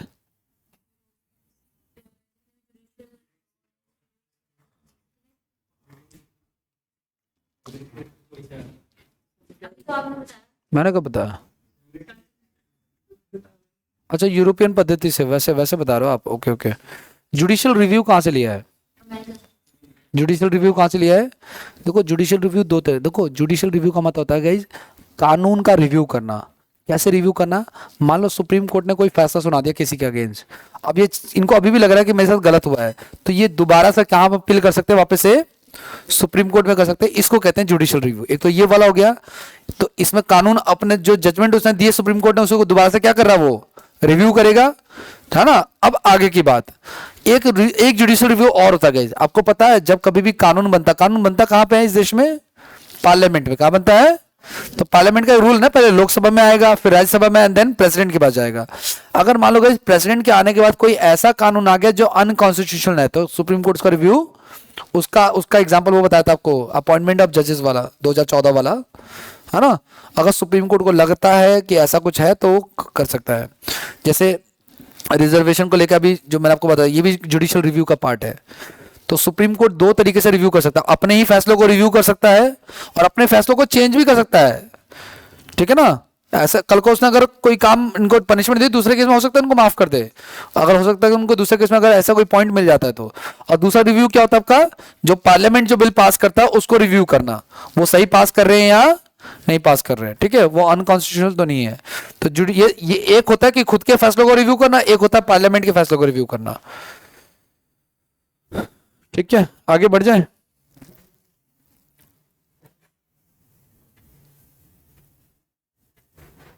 अच्छा, ये जो जुडिशियल रिव्यू है ना कैसे हमारा, ये एक तो आर्टिकल 1637 में हमारा, ठीक है ना, हाँ, आर्टिकल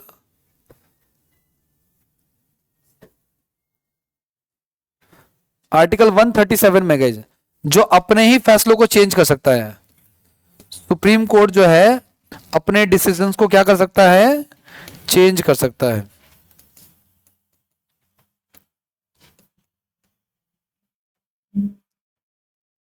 जैसे मैंने आपको बताया था कि जब देश आजाद हुआ था तो एक केस चला ना कि प्रियम्बल जो है, प्रस्तावना जो है, वो भारत संविधान का हिस्सा है या, तो पहले कहा नहीं है, फिर कहा नहीं है, फिर कहा है।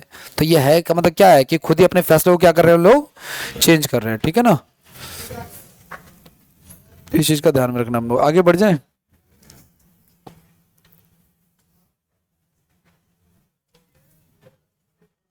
बस और कुछ खास नहीं है। हाँ तो 6 हो तो गए और क्या। हाँ दोनों सेम ही है जुडिशियल रिव्यू, लेकिन एक जुडिशियल रिव्यू है सुप्रीम कोर्ट अपने ही डिसीजन का रिव्यू कर रहा है, एक जुडिशियल रिव्यू क्या है, लोकसभा पार्लियामेंट जो बिल पास कर रही है उसका रिव्यू कर रहा है। हर बिल का रिव्यू नहीं करता वो, ऐसे बिल जो पास हो जाएं और जो अनकॉन्स्टिट्यूशनल हो जाएं, जैसे सुप्रीम कोर्ट ने कहा है कि भाई रिजर्वेशन 50% से ज्यादा नहीं होना चाहिए किसी भी केस में। अब ईडब्ल्यू को रिजर्वेशन देके 50% से ज्यादा हो रहा है तो सुप्रीम कोर्ट उसका रिव्यू करेगा, करता रहेगा, ठीक है, वो चीज है।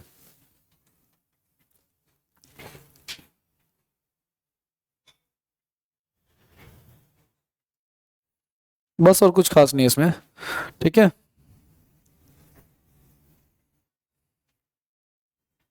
अच्छा सुप्रीम कोर्ट के जो डिसीजन होते हैं ना गाइस, वो ऑल ओवर इंडिया लागू होते हैं। आपको पता है ना, मैंने बताया था कि किसी भी कोर्ट का एक एरिया होता है, एरिया मतलब कि न्यायिक क्षेत्राधिकार होता है ना। लेकिन सुप्रीम कोर्ट चूंकि पूरे देश का है तो उसके फैसले पूरे इंडिया पे ही लागू होंगे, एग्जीक्यूट होंगे, ठीक है ना। चलो आ जाओ, एक बार मैं फाइनल इसके सारे एक्ट्स वगैरह लिखवा देता हूँ, फिर सारे आर्टिकल्स लिखवा देता हूँ, फिर आगे बढ़ जाते हैं। सुप्रीम कोर्ट के बाद हम नेक्स्ट टॉपिक करेंगे, इसमें क्या क्या करेंगे।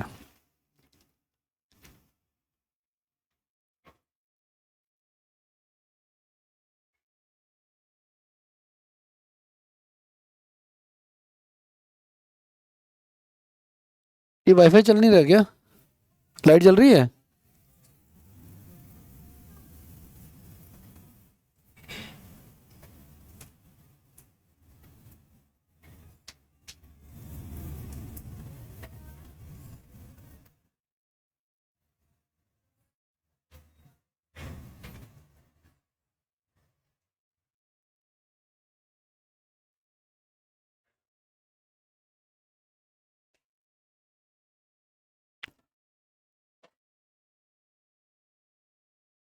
अच्छा इसमें कुछ ना फैक्चुअल चीजें भी हैं, वो भी आपको ध्यान में रखनी है गाइज। गाइज जो सुप्रीम कोर्ट होता है ना वो फाइनल कोर्ट होता है, वो तो मैंने आपको कई बार बता दिया है ना। और इसके द्वारा जो डिसीजंस होते हैं वो applicable on the all the courts of India. इसके डिसीजन सभी भी सभी कोर्ट्स पे लागू होते हैं, ठीक है ना। अच्छा सुप्रीम कोर्ट के अगेंस्ट अगर किसी को जाना है तो वो किसके पास जा सकता है, राष्ट्रपति के पास जा सकता है। राष्ट्रपति जो है सुप्रीम कोर्ट के अगेंस्ट भी कार्रवाई सुन सकता है। स्वतंत्र भारत में सर्वोच्च न्यायालय के प्रमुख मुख्य न्यायाधीश हमारे देश के जो फर्स्ट चीफ जस्टिस थे, है ना, first chief justice of independent India, उनका नाम था हीरालाल जेकानी। क्या नाम था इनका, है ना, हरीलाल जेकानी, ठीक है ना। ये ध्यान रखना आप लोग। एक दो फैक्ट और है, ठीक है, क्या पहली महिला जज गई सुप्रीम कोर्ट की, पहली फर्स्ट फीमेल जज कौन है, फातिमा बीबी, 1989 से 92 तक, ठीक है। और सुप्रीम कोर्ट के सबसे लंबे टेन्योर के चीफ जस्टिस कौन रहे हैं, है ना, वाई वी चंद्रचूड़, क्या नाम इनका। और इन्हीं के बेटे थे कौन, डी वाई चंद्रचूड़, जो कि 50वें चीफ जस्टिस भी रहे हैं। डी वाई चंद्रचूड़ जो है वो हमारे सुप्रीम कोर्ट के 50वें चीफ जस्टिस रहे हैं। और इनके फादर जो हैं वो सुप्रीम कोर्ट के हाईएस्ट टेन्योर के क्या रहे हैं, जज रहे हैं, जज नहीं चीफ जस्टिस रहे हैं, ठीक है ना।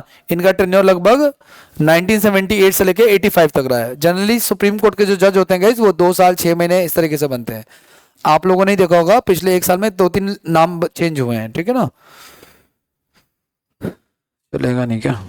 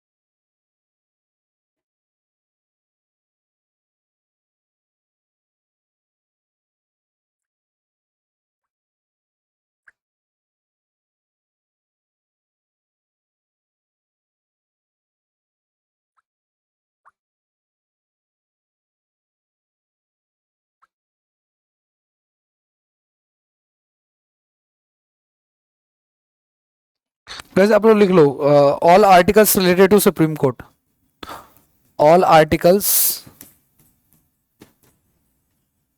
रिलेटेड टू सुप्रीम कोर्ट, ठीक है ना। तो इसमें शुरुआत कहां से हो रही है, आर्टिकल 124 से। तो इसमें सुप्रीम कोर्ट की स्थापना का जिक्र है, स्टैब्लिशमेंट ऑफ सुप्रीम कोर्ट है गाइस, सुप्रीम कोर्ट की स्टैब्लिशमेंट है, ध्यान रखना इस चीज का, स्थापना है, ठीक है। आर्टिकल 125 में गाइस इन जजेस की ना सैलरीज लिखी हुई हैं, क्या लिखी हुई इनकी सैलरीज, और इनको बेनिफिट्स क्या क्या मिलेंगे वो लिखा हुआ है। आर्टिकल 127 में गाइस, 126 फ्री ही है, ऑलमोस्ट कुछ खास नहीं है इसमें। 127 इंपॉर्टेंट है, अपॉइंटमेंट ऑफ एडहॉक जजेस लिखा हुआ गाइस। एडहॉक मतलब एडिशनल जजेस, अगर काम ज्यादा है तो उस हिसाब से। आर्टिकल 129 इंपॉर्टेंट है गाइस आपका, कोर्ट ऑफ रिकॉर्ड, क्या बोला मैंने आपको, कोर्ट ऑफ रिकॉर्ड, यानी कि इसको हिंदी में क्या कहते हैं, अभिलेख न्यायालय, क्या कहते हैं इसको, अभिलेख न्यायालय। सुप्रीम कोर्ट जो है वो अभिलेख न्यायालय है, ठीक है। आर्टिकल 131 गाइस ध्यान रखना आप लोगों को,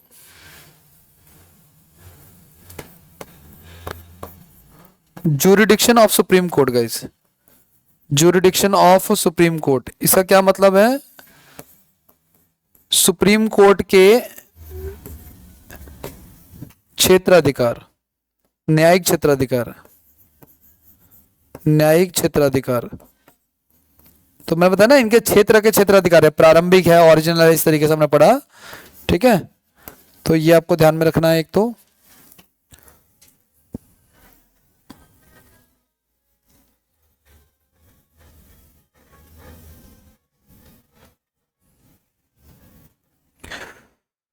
नेक्स्ट इसके बाद देखो आप लोग,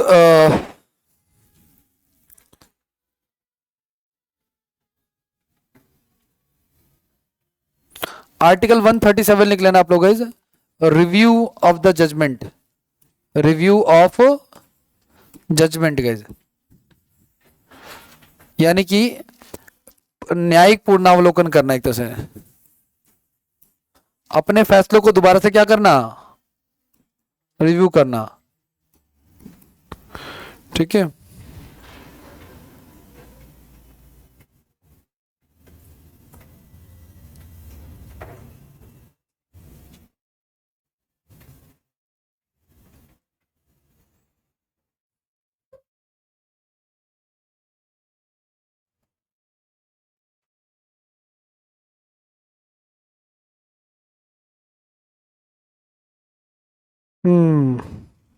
एक एक आर्टिकल 147 लिख लेना guys last, interpretation, interpretation, interpretation का मतलब क्या होता है हिंदी में, क्या कहते हैं इसको, सारे लिखने की जरूरत नहीं है, आपके काम के नहीं है, ठीक है ना, एग्जाम में ये आएंगे भी नहीं, जो मेन है वो मैंने लिखवा दिया आपको। इंटरप्रिटेशन का मतलब क्या है, खुद से किसी चीज की ना व्याख्या करना, ठीक है ना।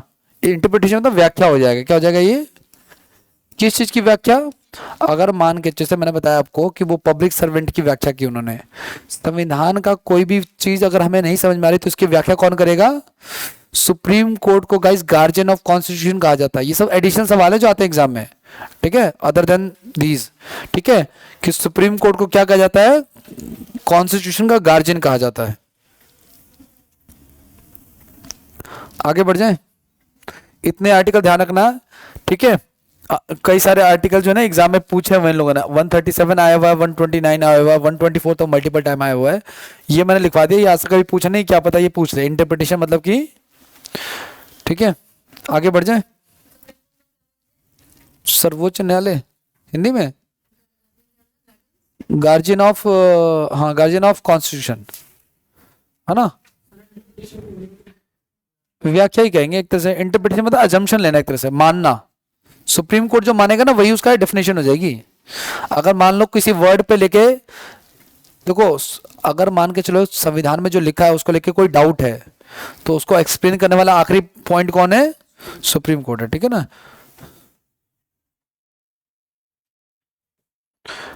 हमारे संविधान में गए सुप्रीम कोर्ट के बाद जो मेन बॉडी जो आती है ना, जो आपके सिलेबस में है, दैट इज कैग, क्या है, controller and auditor, controller and auditor general guys, इसको लेकर के तो कुछ बातें ही ध्यान रखना। वैसे तो यहाँ पे बहुत कुछ लिखा हुआ मिल जाएगा जब आप नोट्स बनाओगे, ठीक है। इसका पूरा नाम क्या है? Controller and auditor general. जब आप सीजीएल का एग्जाम क्रैक करते हो ना, तो देर आर सम डिपार्टमेंट जहाँ पे जाना बड़ा मुश्किल हो जाता है, क्योंकि वहाँ पे कंपटीशन टफ होता है। उसमें से एक है आपका मिनिस्ट्री ऑफ एक्सटर्नल अफेयर्स, जहाँ पे जाना मुश्किल है थोड़ा सा। मतलब वहाँ पे अगर आपको जाना है तो बहुत अच्छे नंबर चाहिए, बहुत मतलब बहुत, क्योंकि वो टॉप नॉच वैकेंसी सीजीएल की। उसी में से एक वैकेंसी भी क्या है हमारी, कैग, ठीक है ना। ये आगे नेक्स्ट की बात करते हैं। इसका जिक्र जो है ना, आर्टिकल 148 से लेकर के 151 तक है।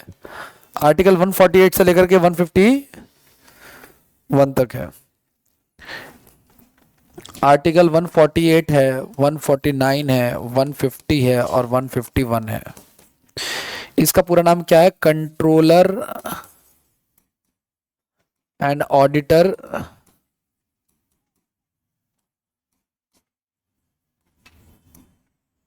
जनरल। इसको हिंदी में क्या कहते हैं? इसको कहते हैं नियंत्रक और महालेखा परीक्षक। क्या कहते हैं इसको? नियंत्रक और महालेखा परीक्षक। ये करता क्या है? ये गाइज जो सरकार जो खर्चे करती है ना, उसको वो रिव्यू करता है कि वो सही जगह पे खर्च हो रहे हैं या नहीं हो रहे हैं। अगर गवर्नमेंट ऑफ इंडिया को कुछ पैसा मिला हुआ है या पार्लियामेंट ने किसी, जैसे मान के चलो फॉर एग्जांपल, इसका सबसे अच्छा एग्जांपल हमारा कॉमनवेल्थ गेम्स है। CWG कब होता देश में? ये 2010 में गए। जब CWG का जब इन्होंने वो बनाया ना, ऑडिट किया, क्योंकि इसका नाम ही ऑडिटर है, तो जब इन्होंने ऑडिट किया तो देखा कि उसमें स्कैम हो गया है। कितने करोड़ का? 10,000 करोड़ का स्कैम हो गया है। तो स्कैम कैसे करते हैं लोग? स्कैम बहुत तरीके से हो सकते हैं, ठीक है ना। जैसे मान के चलो इनको ठेका दिया गया कि भाई आपको CWG कराना है, और इन्होंने जो है जो इक्विपमेंट लगने थे, स्ट्रीट टाइल लगनी थी या कोई भी चीज लगनी थी, उन हर चीज में उन्होंने घपला किया। सारे ठेके उन्होंने अपने रिश्तेदारों को दिया, उनसे कमीशन खाया, ठीक है। जो सामान सस्ता मिल सकता है उसको घपला करने के कई तरीके होते हैं, ठीक है। वो तो छोड़ दो आप लोग, वो सब हमारा मैटर नहीं है। लेकिन गाइज ये सारी चीजों का जो एक्सप्लेन किया, ऑडिट कौन करते हैं इन सब चीजों का? जैसे मान के चलो गवर्नमेंट को, सेंट्रल गवर्नमेंट ने दिल्ली गवर्नमेंट को दिया कि भाई आपको ना ये नाला जो है ये कवर करवाना है, आपको हम इतने करोड़ देंगे, नाला कवर ही नहीं हो रहा है, या कवर हो भी गया है अगर, तो उसके पर जो क्वालिटी यूज है वो क्या यूज हुई है? डाउन यूज हुई है, तो उसको यूज करना, ठीक है ना। तो इसको सरकारी संपत्ति का संरक्षक कहते हैं गाइस। ये जो कैग होता है इसको क्या कहते हैं? इसको संरक्षक कहते हैं। संरक्षक किस चीज का? सरकारी संपत्ति का, यानी गार्जियन ऑफ पब्लिक प्रॉपर्टी, ठीक है ना, गार्जियन ऑफ पब्लिक प्रॉपर्टी। एक और खास बात है इस इंडिया के कैब की, कि ये इतना रेपुटेड है कि दुनिया के जितने अदर कंट्रीज है वो भी अपना ऑडिट इंडिया के कैग से कराते हैं। उसके बदले ये लोग पैसा भी लेते हैं, ठीक है। जैसे ऑस्ट्रेलिया ने अपना ऑडिट कराया है, ऐसा कुछ, ठीक है ना, वो चीज़ है। तो ध्यान रखना इस चीज़ का आप लोग। अब आगे की बात तो समझ गए आप लोग, ठीक है। क्या करता है ये भारत के संविधान के आर्टिकल 148 में है गाइस, और ये इसका नाम क्या है पूरा? Controller and auditor general of India, ठीक है। तो ये भारत सरकार के जितने भी खर्चे होते हैं, एक्सपेंसेस होते हैं, उनकी निगरानी करता है, उनकी कस्टडी रखता है, और देखता है कि वो सही जगह पे खर्च हो रहे हैं या जिस चीज के लिए पैसा अलॉट हुआ है उस चीज के लिए खर्च हो रहा है नहीं, ठीक है। अच्छा गाइस, क्या स्टेट का क्या अलग होता है, सेंटर का अलग होता है? नहीं। आप देखोगे जनरली जो जो सुविधाएं सेंट्रल गवर्नमेंट में होती है वैसी सुविधाएं सेम कहां पे होती हैं? जैसे सेंट्रल गवर्नमेंट में एक कोर्ट है जिसको सुप्रीम कोर्ट कहते हैं, वहां पे हाई कोर्ट है, वहां पे ऑडिटर जनरल है, यहाँ पे सॉलिसिटर जनरल है। सेम चीजें ना स्टेट को भी दे रखी है, लेकिन कैग एक ही होता है, चाहे वो सेंटर का चाहे वो स्टेट का हो, ठीक है ना। तो ये बोथ लेवल पे काम करता है, स्टेट लेवल पे भी काम करता है, और मतलब दिल्ली गवर्नमेंट का ऑडिट करना तो भी कैग करेगा, सेंट्रल गवर्नमेंट करना तो भी कैग करेगा। और क्या क्या आपका इसकी नियुक्ति, ये जो कैग होता है हमारे उसकी अपॉइंटमेंट कौन करता है? तो उसके अपॉइंटमेंट राष्ट्रपति करता है, ठीक है ना। अब इसका टेन्योर कितना होता है? तो इसका टेन्योर होता है 6 साल या 65 साल, जो पहले पूरा हो जाए। इसका क्या मतलब है? जैसे मान के चलो इनकी उम्र 60 साल है, कितनी है? 60 साल है। अब या तो ये 6 साल रह सकते हैं या तो 65 ईयर्स तक रह सकते हैं। पहले क्या होगा कंप्लीट इनका? 65 कंप्लीट हो जाएगा। 65 कंप्लीट हो जाएगा यानी कि कितने साल? 5 साल, क्योंकि 6 साल वाले में तो एक्स्ट्रा मिलेगा ना, तो इनको 65 पे रिटायर कर देंगे। लेकिन अगर इनकी उम्र 56 ईयर्स है तो पहले क्या कंप्लीट होगा, 6 साल कंप्लीट होंगे, है ना। तो इनको नहीं समझ में आया, जनरली ये नहीं आता है, पता नहीं क्यों, लेकिन इसमें है क्या। सुनो, मान लो मेरी उम्र 50 साल है, ठीक है ना। अब मेरे पास सरकार ने 2 ऑप्शन दिए हैं, या तो मैं 6 साल तक रहूं या 65 ईयर तक रहूं। जो पहले कंप्लीट होगा कंडीशन मेरी, उसके हिसाब से मैं रिटायर हो जाऊंगा। पहले क्या कंप्लीट होगा इसमें, हाँ 6 साल हो जाएगा। लेकिन अगर मान के चलो मेरी उम्र 62 ईयर्स है, अब क्या पहले कंप्लीट होगा, तो जो पहले कंप्लीट होगा उससे चला जाऊंगा, ठीक है। और ये बहुत सारी पोस्ट में ऐसा है, ऑप्शन देता है, लेकिन ध्यान रखना चीज का इंपॉर्टेंट है क्वेश्चन, ठीक है। अच्छा गाइस, क्या मैं उससे पहले रिटायरमेंट ले सकता हूं, तो ले सकता हूं बिल्कुल, ना इससे पहले भी मैं रिटायरमेंट ले सकता हूं। किसको अपना अपॉइंटमेंट लेटर दे दूंगा, अपना रेजिग्नेशन राष्ट्रपति को, प्रेसिडेंट को देकर के मैं रिटायर हो जाऊंगा, ठीक है। अच्छा एक चीज और, ये हाईएस्ट पोस्ट है इंडिया की, एक बड़ी हाईएस्ट पोस्ट है, इसलिए जो आदमी कैग के पोस्ट से रिटायर हो जाता है वो फिर कोई और नौकरी नहीं कर सकता, ठीक है ना। गवर्नमेंट ऑफ इंडिया में कोई और पद पे नौकरी, क्योंकि आप सुप्रीम पद से निकले हो तो कोई और पद पे आप नहीं जा सकते। हाँ, गवर्नमेंट चाहे तो उस आदमी को किसी कमेटी का हेड बना सकती है ना। जैसे मान लो कोई भी कमेटी बनानी इंक्वायरी के लिए, तो उसको बना सकती है हेड, क्योंकि उसके पास नॉलेज होती है, ठीक है। लेकिन जनरली ध्यान रखना आप लोग, एक बात का ध्यान रखना आप लोग, स्पेशली हाई कोर्ट के जज गाइस जब रिटायर हो जाते हैं तो वो किसी उस स्टेट में, जिस स्टेट में वो हाई कोर्ट के जज थे, उस स्टेट में वर्क नहीं कर सकते, ठीक है ना, अदर स्टेट में कर सकते हैं। लेकिन आपको पता है सुप्रीम कोर्ट का तो जज पूरे देश का ही होता है, तो जब सुप्रीम कोर्ट का जज रिटायर होगा तो वो कहीं भी किसी भी हाई कोर्ट में भी काम नहीं कर सकता, ठीक है, क्योंकि वो एक सुप्रीम पोस्ट से निकला हुआ है, ठीक है। तो फिर वो क्या कर सकता है, तो कुछ नहीं करेगा, सैलरी खाएगा, जो करेगा करना होगा करेगा, ठीक है ना। और गवर्नमेंट चाहे तो उसको कोई कमेटी का हेड भी बना सकती है, ठीक है, वो सब चीजें। इसी तरीके से कैग का भी है गाइस, कैग अगर रिटायर हो गया तो वो किसी भी पद पर काम नहीं करेगा, ध्यान रखना इस चीज का, ठीक है। तो ये ध्यान रखना आपको, और कुछ खास नहीं है इसमें। इसको हटा सकते हैं, इससे पहले भी हटा सकते हैं इसको, ठीक है, सुप्रीम कोर्ट में केस डाल करके, ठीक है।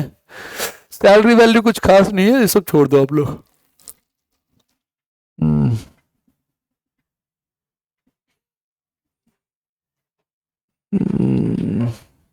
हाँ, ये आर्टिकल्स लिख लेना आप लोग। कैसे आर्टिकल 148 में ना, आर्टिकल 148 में अपॉइंटमेंट है क्या की, अपॉइंटमेंट है किसकी, अपॉइंटमेंट ऑफ कैग है, यानी कंट्रोलर एंड ऑडिटर जनरल की अपॉइंटमेंट है। आर्टिकल 149 में क्या है, कैग के काम और शक्तियां हैं, पावर, ये आएगा नहीं वैसे तो जनरली, लेकिन ध्यान रखना चाहिए, पावर ऑफ कैग, पावर या वर्क ऑफ कैग, ठीक है। आर्टिकल 150T में क्या है, ऑडिट जो ये करता है ना, उसको हैंड ओवर करना, पता है किसको, पार्लियामेंट को। ऑडिट को हैंड ओवर करना किसको, पार्लियामेंट को, और सुप्रीम कोर्ट, ये प्रेसिडेंट को, किसको, प्रेसिडेंट को हैंड ओवर करना।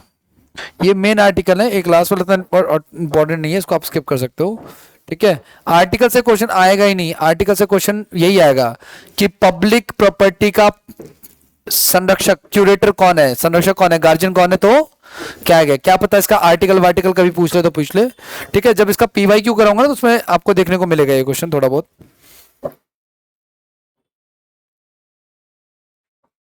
आगे बढ़े,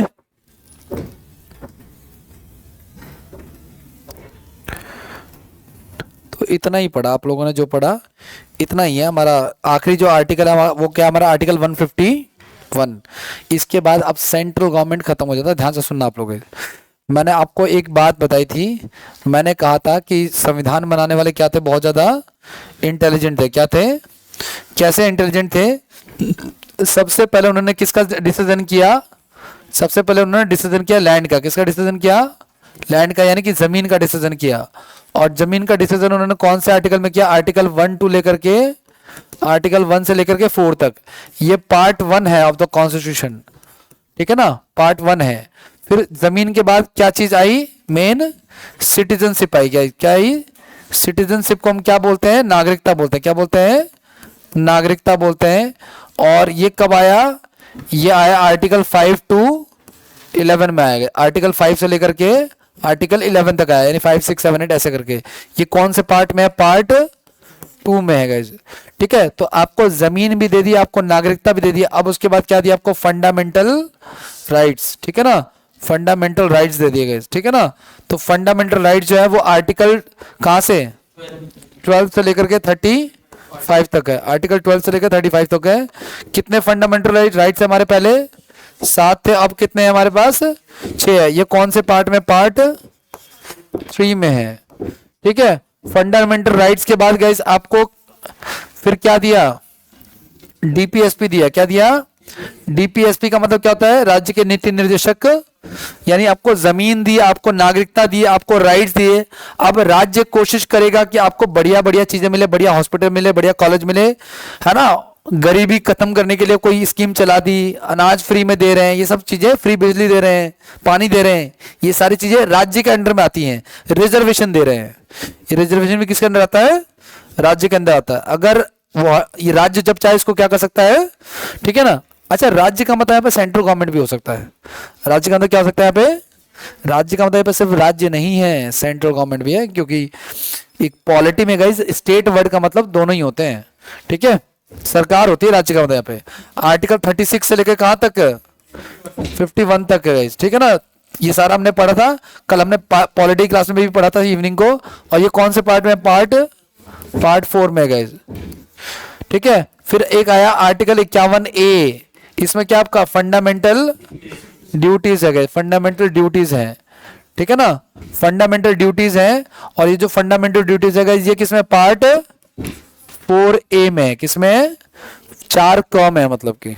ठीक है, इसके बाद आता है आर्टिकल 52 से लेकर के आर्टिकल 151 तक। ठीक है ना, इस आर्टिकल 52 से लेकर 1, इसमें सेंट्रल गवर्नमेंट है गाइस। क्या है इसमें? सेंट्रल गवर्नमेंट में क्या आता है? सबसे पहले प्रेसिडेंट आता है। फिर क्या आता है आपका? वाइस प्रेसिडेंट आता है। फिर क्या आता है? Attorney general. क्या आता है? वो भी तो 10 में आर्टिकल 76 के आसपास, अटॉर्नी जनरल। फिर क्या आता है आपका? Cabinet minister, cabinet of minister. इसके अलावा फिर क्या आता है आपका? राज्यसभा, पार्लियामेंट। क्या आता है? पार्लियामेंट आता है। क्या? संसद आती है। संसद में क्या आती है? लोकसभा, राज्यसभा। नहीं नहीं, उसी का ही पार्ट है एक तरह से कह लो, उसी टॉपिक में ही आ जाता है ये सारा सारा। पार्लियामेंट आ गया गाइस हमारा।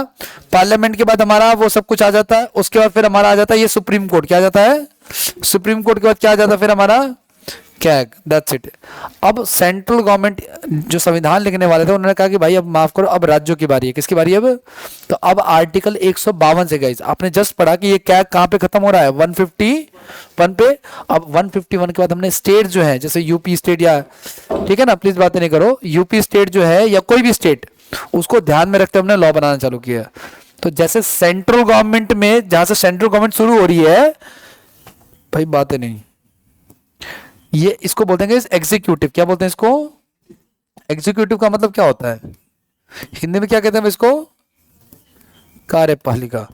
इंग्लिश मीडियम वाले हिंदी बोल रहे हैं आप, ठीक है। एग्जीक्यूटिव को क्या बोलते हैं? कार्यपालिका बोलते हैं, ठीक है ना। तो एग्जीक्यूटिव का हेड कौन था?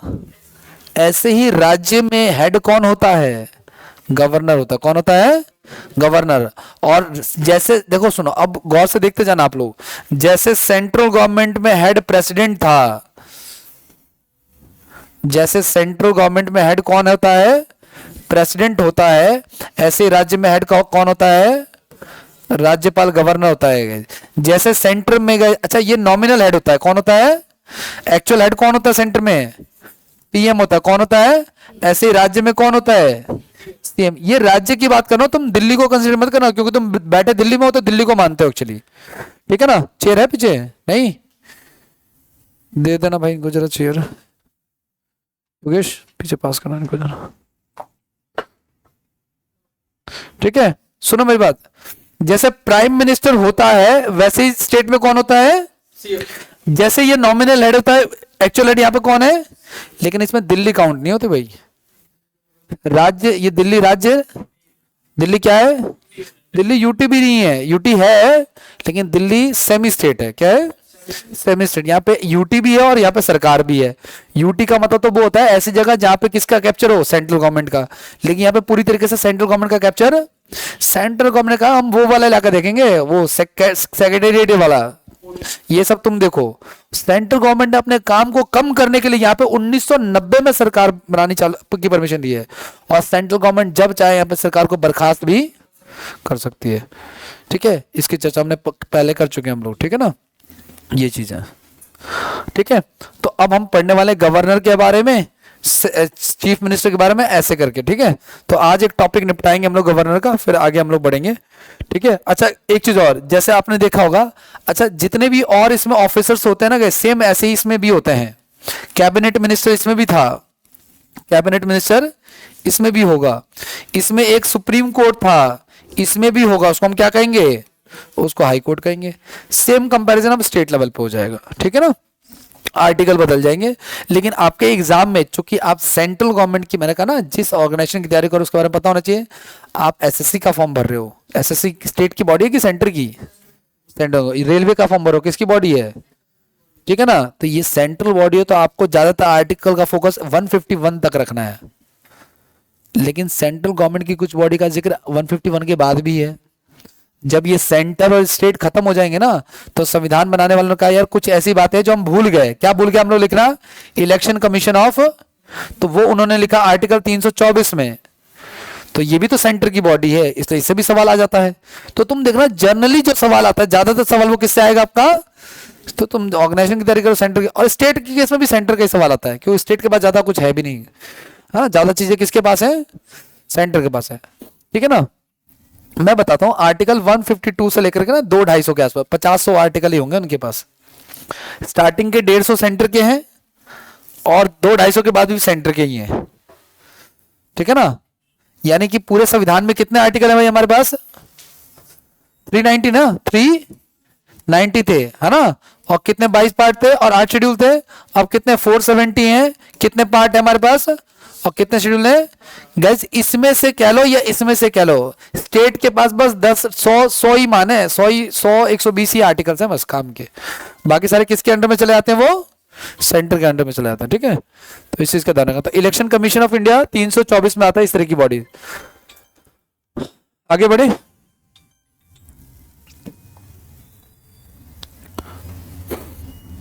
तो गैस सेंट्रल गवर्नमेंट का जो हेड होता है कौन?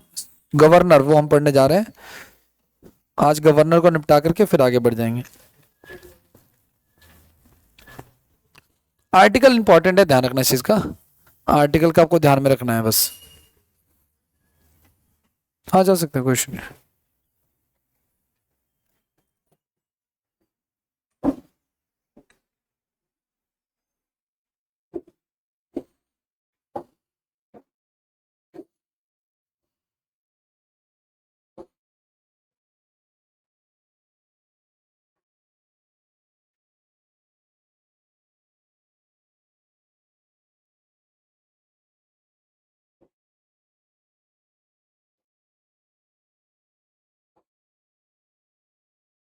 चलो आ जाओ,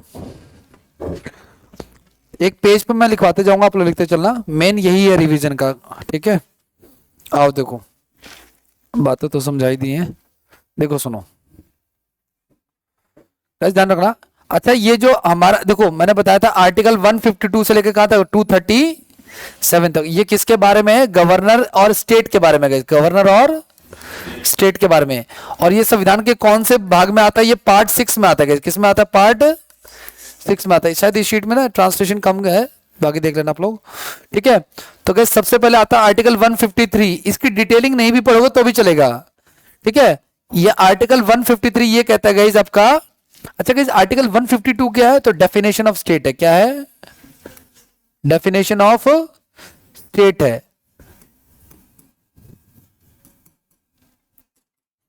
यानी राज्य कैसा होगा, उसकी परिभाषा क्या होगी, वो चीज है। एक चीज का ध्यान रखना आप लोग, शायद मैंने ये बात पहले भी बताया था कि गाइस ये जो स्टेट वर्ड है, कौन सा वर्ड है ये? स्टेट वर्ड है। ये स्टेट वर्ड सबसे पहले किसने दिया था? ये सबसे पहले दिया था मैकियावली ने। किसने दिया था? मैकियावली ने। ये जो पर्सन है ना मैकियावेली, इसकी एक किताब थी गाइस जिसका नाम था द प्रिंस या द प्रिंसिपिया। उस किताब में से सबसे पहले किसका जिक्र दिया? स्टेट का दिया। उस समय स्टेट का मतलब कंट्री होता था गाइस। स्टेट का मतलब क्या होता था? कंट्री। अब स्टेट का मतलब राज्य होता है और कंट्री का मतलब अलग होता है। ठीक है, ये जो वर्ड की डेफिनेशन होती है टाइम के साथ बदलती रहती है। जैसे आपने हिस्ट्री में एक बंदे का नाम सुना होगा, चाणक्य। क्या नाम सुना? चाणक्य। चाणक्य ने किताब लिखी थी गाइस, अर्थशास्त्र। क्या किताब लिखी थी? अर्थशास्त्र। अब आपको पता है कि अर्थशास्त्र उसका मतलब उस समय पोल साइंस होता था। क्या होता था उस समय? Pol science. लेकिन अब अर्थशास्त्र का कुछ और मतलब होता है। अर्थशास्त्र का क्या?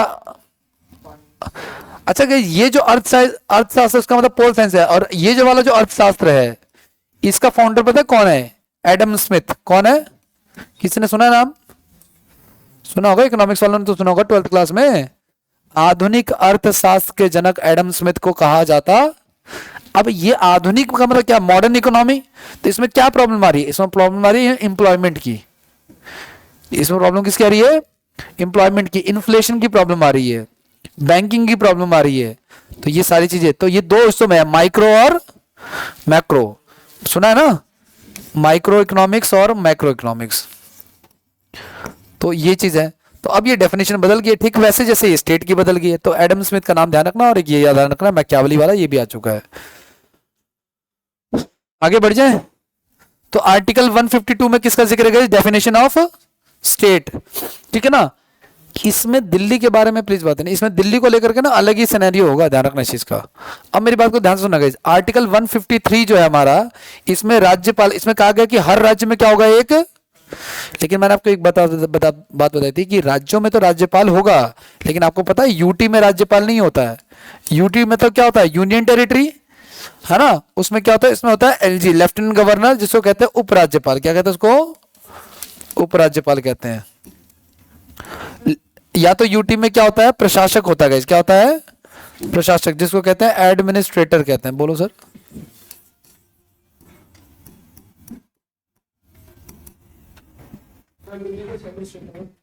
हाँ हाँ, इसमें एलजी आएगा, इसमें एलजी रखा हुआ है। ठीक है ना। लेकिन कहीं कहीं पे एक एडमिनिस्ट्रेटर भी है, जैसे चंडीगढ़ में ना तो गवर्नर है ना ही एलजी, वहां पे क्या है? एडमिनिस्ट्रेटर है, जो उसको मैनेज कर रहा है। क्यों एडमिनिस्ट्रेटर है? आपको पता है, वैसे इसकी परिभाषा कहीं लिखी नहीं है, बट जनरली ऐसा गवर्नर जो दो, आपको पता है गवर्नर दो स्टेट्स को भी मैनेज कर सकता है। यानी हर एक राज्य का एक गवर्नर होता है, लेकिन दो राज्यों का भी एक गवर्नर हो सकता है। यहाँ पर कहीं लिखा भी होगा शायद, आई थिंक अभी आगे आएगा। ठीक है ना, मैं आगे पढ़ाऊंगा आपको। ठीक है। तो ये जो चंडीगढ़ है वो किसकी कैपिटल है? पंजाब की। और तो वहां का जो गवर्नर है वो दोनों का ही है, दोनों का एक ही गवर्नर है, पंजाब का भी वही गवर्नर, हरियाणा का भी। तो वो मैनेज कर, उसका नाम एडमिनिस्ट्रेटर रख दिया है। ठीक है। तो गाइस ध्यान रखना आप लोग, आर्टिकल 153 में किसका जिक्र है? गवर्नर ऑफ स्टेट्स का जिक्र है। आर्टिकल 154 गाइस, इसमें क्या लिखा है? Power of the state executive guys. ठीक है ना, कार्यपालिका की शक्ति, है ना। ये सारी की सारी कार्यपालिका की शक्ति जो है वो होती है, ये पावर सारी किस में होती है? गवर्नर में होती है। ठीक है ना। गवर्नर की अपॉइंटमेंट कौन करता है भाई? आर्टिकल 155। गवर्नर की अपॉइंटमेंट कौन करता है? राष्ट्रपति करता है, यानी कि प्रेसिडेंट करता है। और गवर्नर को ओथ कौन दिलाता है? हाई कोर्ट का जज। कौन से हाई कोर्ट का? उसी स्टेट का, जिस स्टेट का गवर्नर है उसका, वो आगे आएगा अभी। ठीक है ना।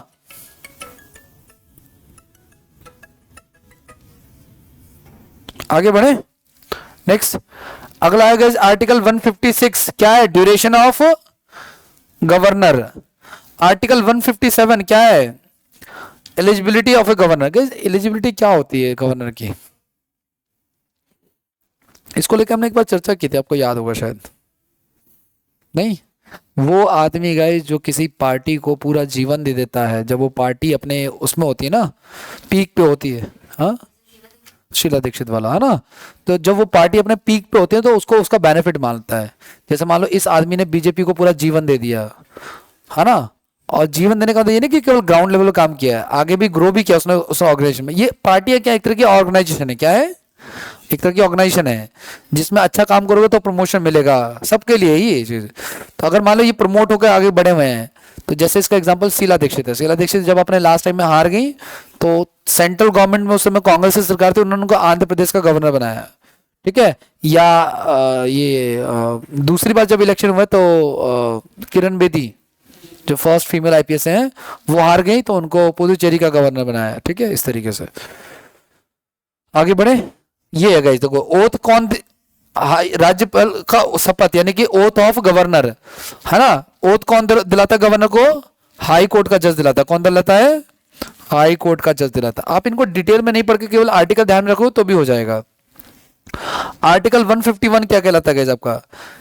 आपको पता है mercy petition, pardons of governor. Guys आपको पता है गवर्नर ठीक वैसे ही किसी क्रिमिनल को माफ कर सकता है जैसे प्रेसिडेंट करता है, लेकिन एक कंडीशन है, गवर्नर किसी की डेथ सेंटेंस को माफ उसको कौन करेगा? सिर्फ प्रेसिडेंट करेगा, ठीक है ना।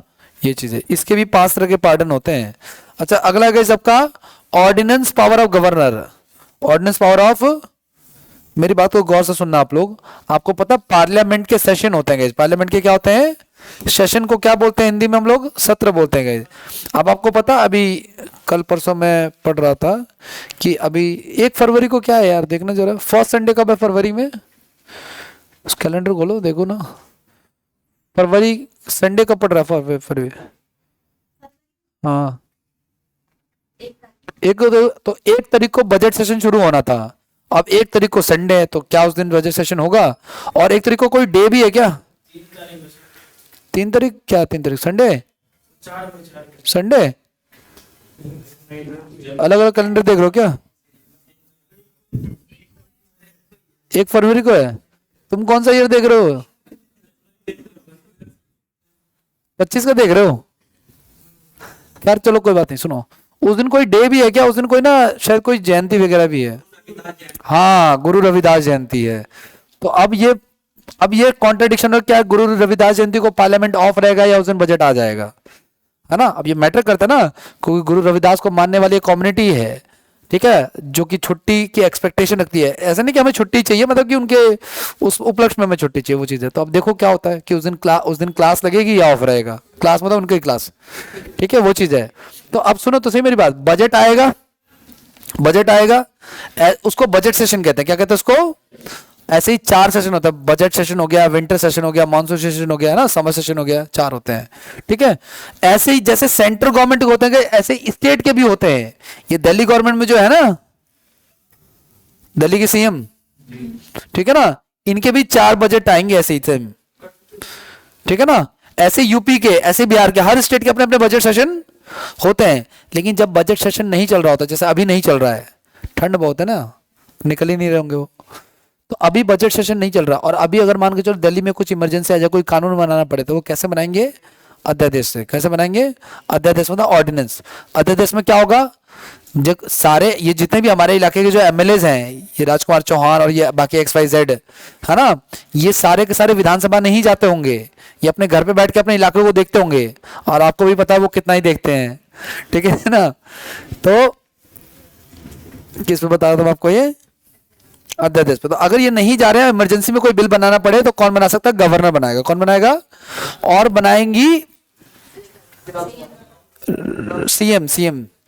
सीएम के जो कैबिनेट है, CMO office, chief minister office, ठीक है, ठीक है। तो ध्यान रखना आप लोग, कभी अध्यादेश, जो लोग नए भाई ध्यान रखना आप लोग, अध्यादेश यानी ऑर्डिनेंस का मतलब होता है इमरजेंसी में कोई कानून बनाना। कौन बना सकता है इसको? गवर्नर बना सकता है। कौन से आर्टिकल में लिखा हुआ है सर? 213 में लिखा हुआ है, ठीक है। आगे बढ़ जाए, 213 में अब आ जाओ, जो बात आपने देखी वहां पे देख लो। सबसे पहले कौन सा आर्टिकल था? Article 150, definition of state. तो इसमें स्टेट की डेफिनेशन लिखी हुई है इन डिटेल, ये में जानने की जरूरत नहीं है। अगले पे आ जाओ। अगला क्या कह रहा हमारा गाइस? ये जो गवर्नर होता है ना, भारत के केंद्र के साथ साथ राज्यों में भी संसदीय शासन व्यवस्था है गाइस। हमारे सेंट्रल गवर्नमेंट में भी पार्लियामेंट्री सिस्टम है और स्टेट में भी पार्लियामेंट्री संसदीय व्यवस्था है। संसद का ये नहीं, संसद का मतलब ऐसी बॉडी जहां पे लोग बैठ करके लॉ बनाते हैं, तो उसको हम लेजिस्लेटिव असेंबली कहते हैं, विधानसभा कहते हैं। सेंटर वाली को हम लोग क्या कहते हैं? संसद कहते हैं, ठीक है। तो ध्यान रखना आप लोग। अच्छा, इन स्टेट पार्लियामेंट्री सिस्टम, ये जो राज्य का जो विधानसभा होती है गाइज, उसका हेड कौन होता है? गवर्नर होता है, लेकिन वो नॉमिनल हेड होता है। एक्चुअल हेड कौन होता है? जैसे सेम, जैसे प्राइम मिनिस्टर और जैसे ये प्रेसिडेंट।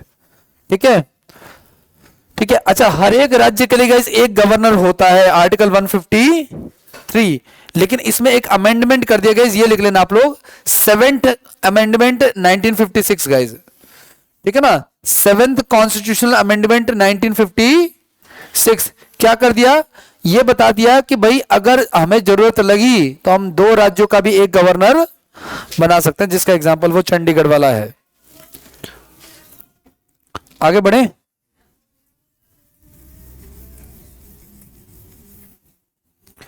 नेक्स्ट पे आते हैं, अगला आर्टिकल 154 पे आ जाओ गाइज।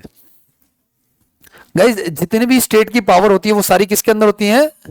राज्यपाल में होती है। यही लिखा हुआ है यहाँ पे, executive power of state lies in the governor. ठीक है ना, ये आर्टिकल 154 है गाइज। आर्टिकल 155 में किसका जिक्र है? Appointment of governor guys, appointment of governor. ठीक है, ये हम पढ़ चुके हैं। गवर्नर को कौन अपॉइंट करता है? राष्ट्रपति अपॉइंट करता है। और टेन्योर की अगर हम बात करें गाइस, तो इसका कोई टेन्योर फिक्स, राष्ट्रपति जब चाहे इसको बुला सकता है, जब चाहे, है ना। जनरली वैसे इसको 5 साल मानते हैं, लेकिन 5 साल से पहले कई बार चेंज हो जाते हैं ये लोग। ठीक है, तो ये राष्ट्रपति के प्रसाद पर्यंत रहता है। ये वर्ड याद रखना, एग्जाम में ये वर्ड आएगा। ठीक है ना, इसको क्या बोलते हैं? इसको it hold the post till the president orders guys. प्रसाद पर्यंत का मतलब क्या होता है? जब तक राष्ट्रपति चाहे तब तक।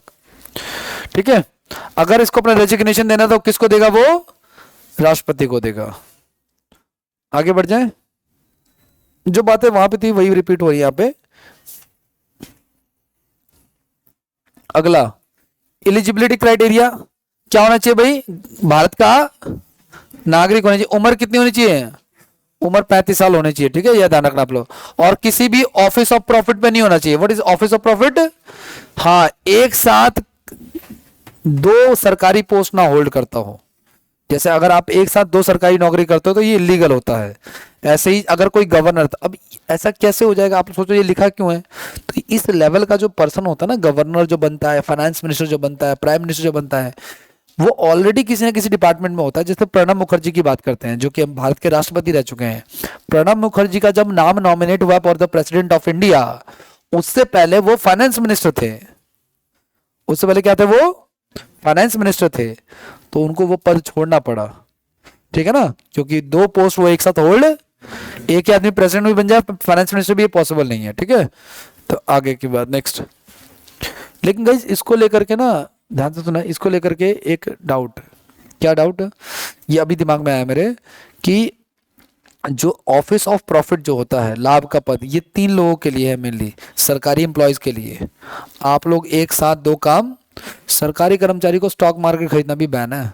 आपको पता नहीं तो बताता हूँ, आप स्टॉक मार्केट भी, क्योंकि ये मानती है गवर्नमेंट कि स्टॉक मार्केट खरीदने से आपके मन में क्या होगा? लालच क्रिएट होगा। तो अगर मान के चलो ये किसी पब्लिक डीलिंग में बैठे हुए जहाँ पे करप्शन हो रहा है, तो ये और करप्शन कर सकती हैं। उसको रोकने के लिए सरकारी टीचर है तो ट्यूशन नहीं पढ़ा सकता, आपको पता ही होगा शायद। इस तरह की चीजें होती हैं इसमें। अगर कोई एडिशनल इनकम आ रही तो आपको डिस्क्लोज करनी पड़ेगी वहां पे, ये सारी बातें होती हैं। ठीक है, ऑफिस ऑफ प्रॉफिट की बात कर रहा था इसमें। एक ही साथ 2 सरकारी नौकरी करना ऑफिस ऑफ प्रॉफिट होता है। प्रेसिडेंट के लिए भी ये रूल है, गवर्नर के लिए भी है, सरकारी एम्प्लॉयज के लिए भी है। क्लियर है आपको?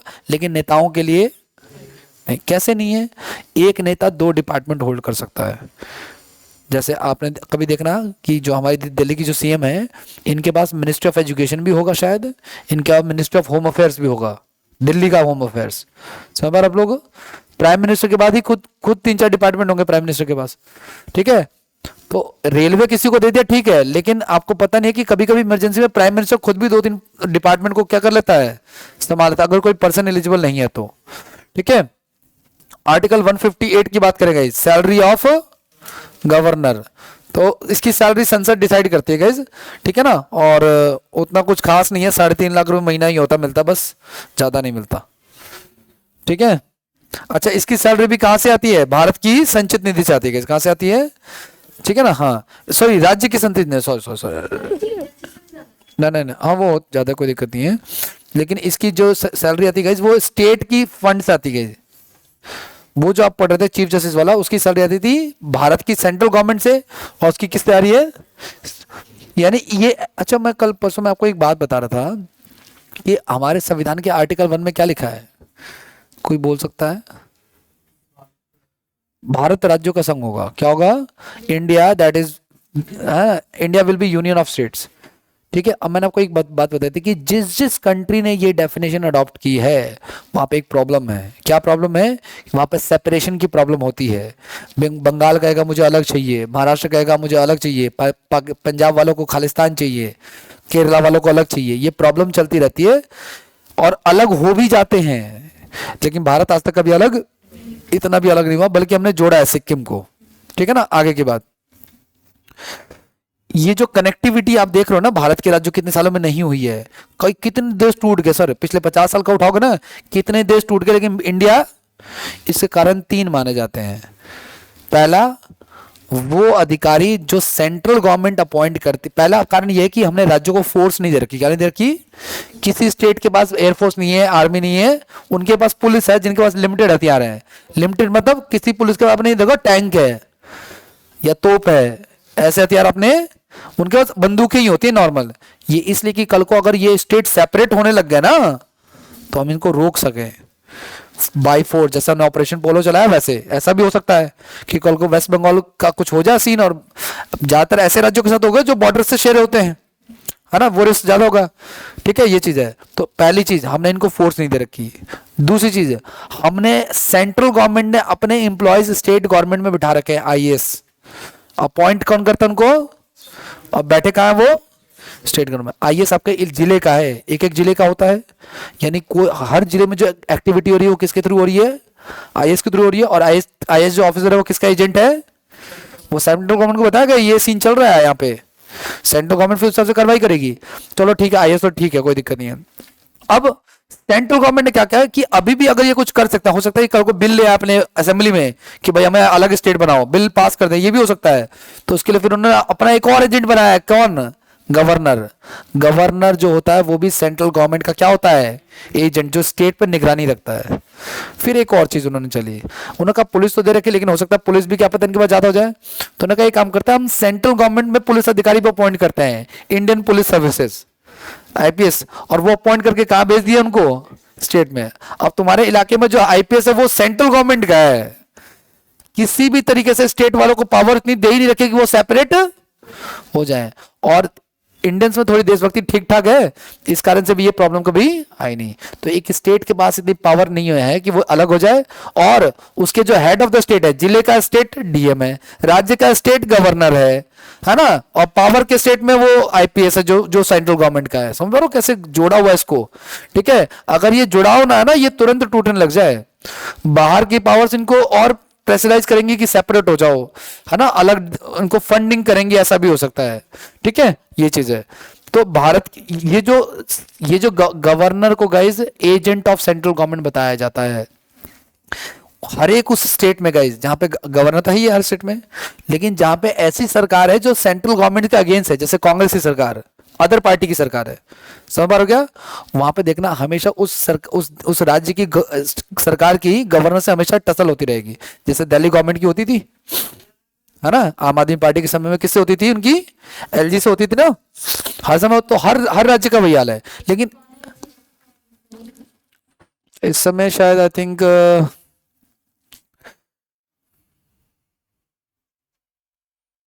अभी शायद अनिल बैजल, आई थिंक देखना पड़ेगा, एक बार बता दूंगा मैं आपको। आई थिंक अनिल बैजल ही है जो चेंज नहीं हुआ काफी टाइम से। सुनो मेरी बात ध्यान से।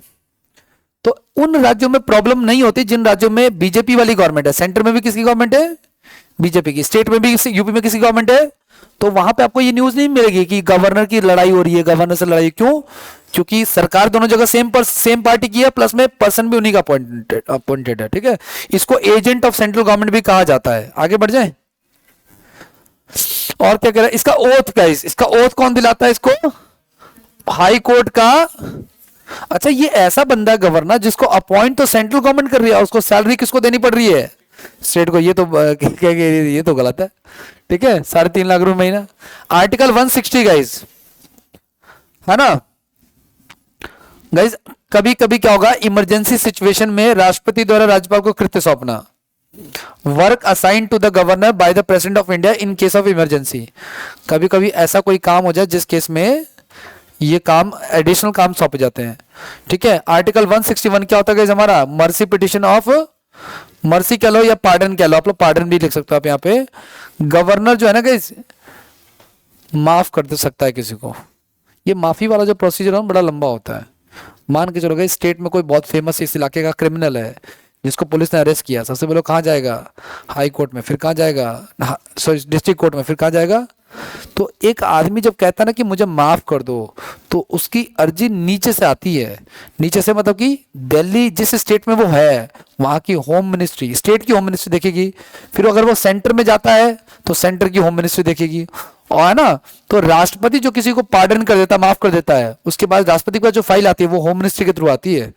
होम मिनिस्टर ने अगर कहा है कि माफ कर दो मतलब माफ कर दो, और नहीं तो जनरली माफ करते नहीं है।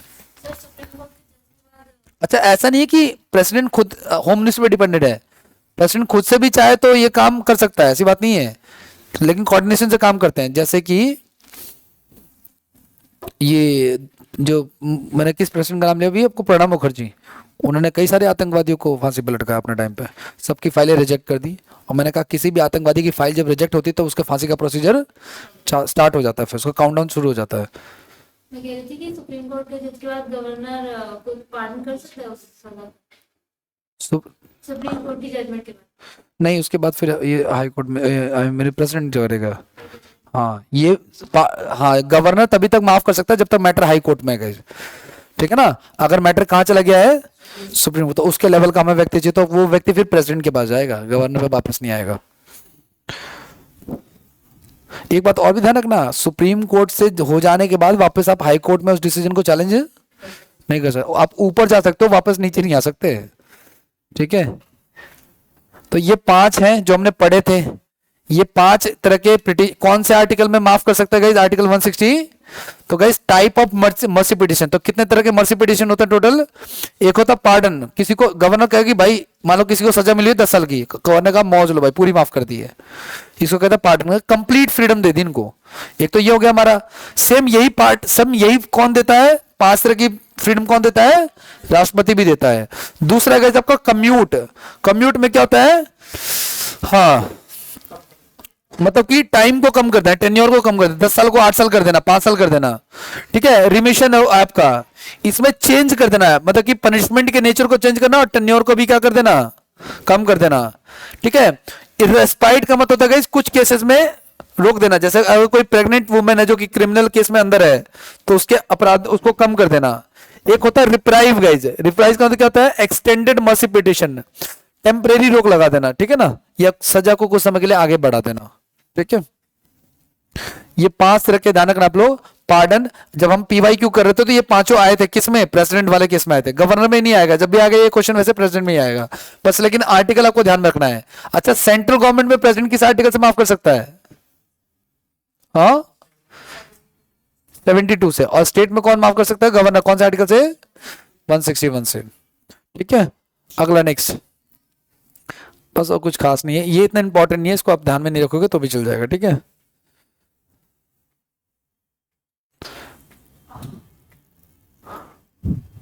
अब देखो मैंने आपको बताया ना, जो चीज, देखो सुनो, जो पावर प्रेसिडेंट को मिली हुई वही पावर गवर्नर को मिली हुई है, लेकिन एक प्रॉब्लम है, प्रेसिडेंट तो सेंट्रल गवर्नमेंट का है, और सेंट्रल गवर्नमेंट के पास एक एडिशनल चीज होती है guys, forces, Indian army, air force और नेवी, इन तीनों का हेड प्रेसिडेंट होता है। अब स्टेट में तो किसी फोर्स है ही नहीं तो उसका हेड होगा ही नहीं, लेकिन कुछ और पावर होती है जो सेम होती है। जैसे कि कोई बिल जब पार्लियामेंट में आता है तो पार्लियामेंट से पास होने के बाद वो किसके पास जाता है, राष्ट्रपति के पास। सेम ऐसे ही यहाँ पे भी, अगर ये दिल्ली की लेजिस्लेटिव असेंबली में या यूपी में या बिहार में कहीं बिल आएगा तो वो पास होने के बाद कहाँ पे जाएगा, गवर्नर।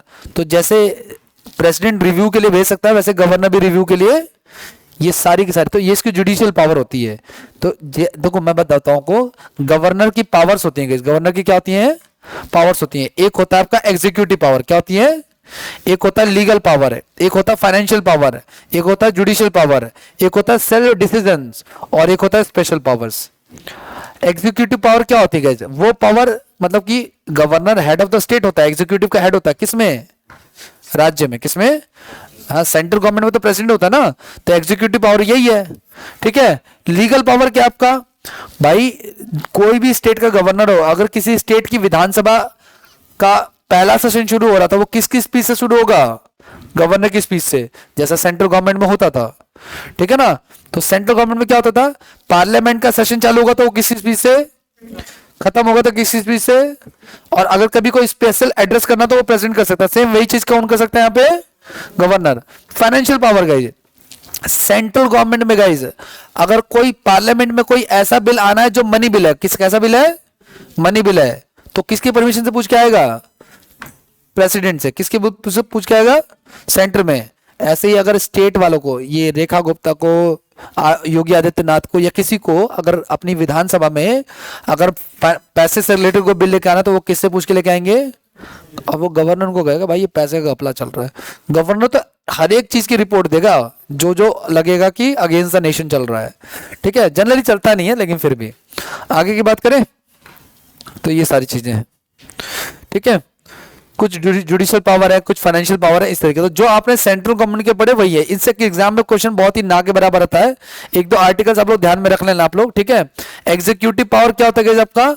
एग्जीक्यूटिव पावर है आर्टिकल 166 में गाइस। क्या कहता है आपका? कि जो भी स्टेट है ना हमारा, क्या कह रहा है? All the state related work is done through the name of president, he made rules related to the ministers, article 166। ठीक है ना। यहाँ पे प्रेसिडेंट मत लिखना, यहाँ पे गवर्नर लिख लेना। क्या लिख लेना? क्योंकि गवर्नर होता है ना यहाँ पे तो हेड। हाँ, राज्य शासन का संपूर्ण कार्य किसके नाम पे होता है? जैसा हमने पढ़ा था सेंट्रल गवर्नमेंट की, सेंट्रल गवर्नमेंट सारे काम राष्ट्रपति के नाम पे होते हैं। ठीक है ना। और उनका हेड होता है ये। ठीक है। अच्छा गाइस, हमने जैसे सेंट्रल गवर्नमेंट में पढ़ा था ना, सेंट्रल गवर्नमेंट में क्या पढ़ा था? हमने पढ़ा था आपका अटॉर्नी जनरल। क्या पढ़ा था हमने? आर्टिकल 76 में पढ़ा था हमने। ठीक है ना। तो अटॉर्नी जनरल की अपॉइंटमेंट ये करता है। यूपीएससी जैसे होता है ना सेंट्रल गवर्नमेंट में, ऐसे राज्यों में भी स्टेट पीसीएस होता है, उसका भी अध्यक्ष कौन अपॉइंट करता है? एग्जीक्यूटिव पावर मतलब क्या? एग्जीक्यूटिव पावर मतलब कामकाज। तो गवर्नर क्या कर सकता है? गवर्नर स्टेट का सीएम अपॉइंट करता है, पहली बात। लेकिन करेगा उसी को जिसके पास मेजोरिटी होगी। दूसरी बात, स्टेट का जो कैबिनेट मिनिस्टर होगा उसको अपॉइंट करेगा, स्टेट का जो यूपीएससी होगा उसको अपॉइंट करेगा, स्टेट का जो अटॉर्नी जनरल होगा, जो स्टेट लेवल पे जितने भी हेड है ना, सबका अपॉइंटमेंट कौन करता है? गवर्नर। और सेंट्रल गवर्नमेंट में कौन करता है? राष्ट्रपति। सेम चीज अगर आप रिलेट कर पा रहे हो तो। ठीक है। अगला नेक्स्ट, ऐसे गैस स्टेट का इलेक्शन कमीशन है उसका भी हेड, फाइनेंस कमीशन है उसका भी हेड, वो सबका अपॉइंटमेंट कौन करता है? अच्छा कि स्टेट में अगर कोई यूनिवर्सिटी है, स्टेट की कोई यूनिवर्सिटी है अपनी, तो उसका जो वाइस चांसलर होगा, ठीक है ना, राज्यपाल राज्य के सभी विश्वविद्यालयों का क्या होता है? वाइस चांसलर होता है ऑटोमेटिकली। लेकिन यूटी जो होती है गाइस, इनका vice chancellor president of India होता है। कल परसों इवनिंग में भी बताया था। तो दिल्ली यूनिवर्सिटी का वाइस चांसलर इनडायरेक्टली कौन है? भारत का जितनी भी सेंट्रल यूनिवर्सिटीज आती हैं, जैसे राजस्थान यूनिवर्सिटी हो गया, ये हो गया बीएचयू वगैरह, तो जितनी सेंट्रल यूनिवर्सिटीज होती हैं जिनके टेस्ट होते हैं ना एडमिशन के लिए, सीयूईटी वाले, तो उन सबका हेड है ना कौन होता है? प्रेसिडेंट होता है। आगे बढ़ जाए, अगला। अच्छा गाइस, एक चीज और, जैसे देखो हमने ये पढ़ा था गाइस कि संसद में दो सदन होते हैं, दो हाउस होते हैं पार्लियामेंट में। कौन से? एक लोकसभा और एक, ऐसे ही जो स्टेट की जो विधानसभा होती है लेजिस्लेटिव असेंबली, है ना, तो उसमें एक लेजिस्लेटिव असेंबली होती है और एक होता है उसमें लेजिस्लेटिव काउंसिल होता है ना, जो राज्यसभा के इक्वल है। तो जैसे राष्ट्रपति राज्यसभा में कितने मेंबर अपॉइंट कर सकता है, ऐसे ठीक यहाँ पे भी अपॉइंट कर सकता है। कौन कौन से बारे कौन कौन से फील्ड से होने चाहिए? लिटरेचर से, स्पोर्ट्स से, है ना, इस तरीके से। ऐसे वहां पे भी तो आर्टिकल 171 लिख लेना आप लोग। और आर्टिकल, एक चीज ध्यान रखना आप लोग, जो राज्यपाल होता है it is the part of state legislative assembly का। आर्टिकल 168 ये भी इंपॉर्टेंट है, ये भी ध्यान रखना आप लोग कि जो प्रेसिडेंट है वो लेजिस्लेटिव काउंसिल में गई, यानी विधान परिषद में, ठीक है ना, 5 सेक्टर्स के बंदों को अपॉइंट कर सकता है, literature, art, science, social work और कोऑपरेटिव मूवमेंट से। ठीक है, टोटल संख्या का 1/6। अब लेजिस्लेटिव काउंसिल में गाइस अलग अलग स्टेट में अलग अलग सीट्स होती है। पहली बात तो लेजिस्लेटिव काउंसिल है कितने स्टेट्स में है? क्या हर स्टेट में है क्या? 6 में है। बता दो कौन कौन से स्टेट में है? यूपी ठीक है, महाराष्ट्र ठीक है, केरला, कर्नाटका, आंध्र प्रदेश ठीक है, बिहार ठीक है, तेलंगाना। इन 6 स्टेट में है लेजिस्लेटिव काउंसिल। ये वाला तो हर स्टेट में है। ये वाला जो है वो 6 स्टेट में है, और इन 6 स्टेट में सीटें अलग अलग होंगी क्योंकि आबादी अलग अलग है ना। तो ध्यान रखना, जितनी सीटें होंगी उसका 1/6 कितना, 5 सेक्टर चुन सकता है। प्रेसिडेंट कितने बंदे चुन सकता है? सिर्फ 12। लेकिन ये कितने चूज कर सकता है? यानी कि अगर मान के चलो यूपी में 30 सीटें हैं, कितनी सीटें हैं?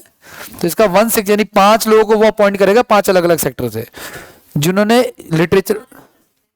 ये 5 करे नहीं, ये 5 नहीं करेगा, ये टोटल सीट का 1/6 करेगा। अलग अलग स्टेट में सीट अलग अलग है, इसलिए 1/6 करेगा। इसका नंबर से कोई लेना देना नहीं, क्वांटिटी का 1/6 है। ठीक है, कौन से आर्टिकल से? आर्टिकल 171 से। 5वां सहकारी, कोई कोऑपरेटिव मूवमेंट है, जैसे गवर्नमेंट और प्राइवेट सेक्टर को मिलाकर कोई ऐसा आंदोलन हुआ है, रिवोल्यूशन टाइप का हुआ है, उसको लेकर के। आगे बढ़ जाए।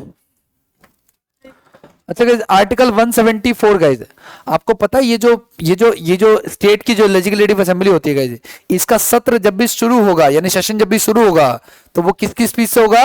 गवर्नर की, है ना। तो ध्यान रखना आप लोग, सेशन स्टार्ट होगा या सेशन खत्म होगा, ठीक है, तो वो सारी बातें किसके थ्रू होंगी?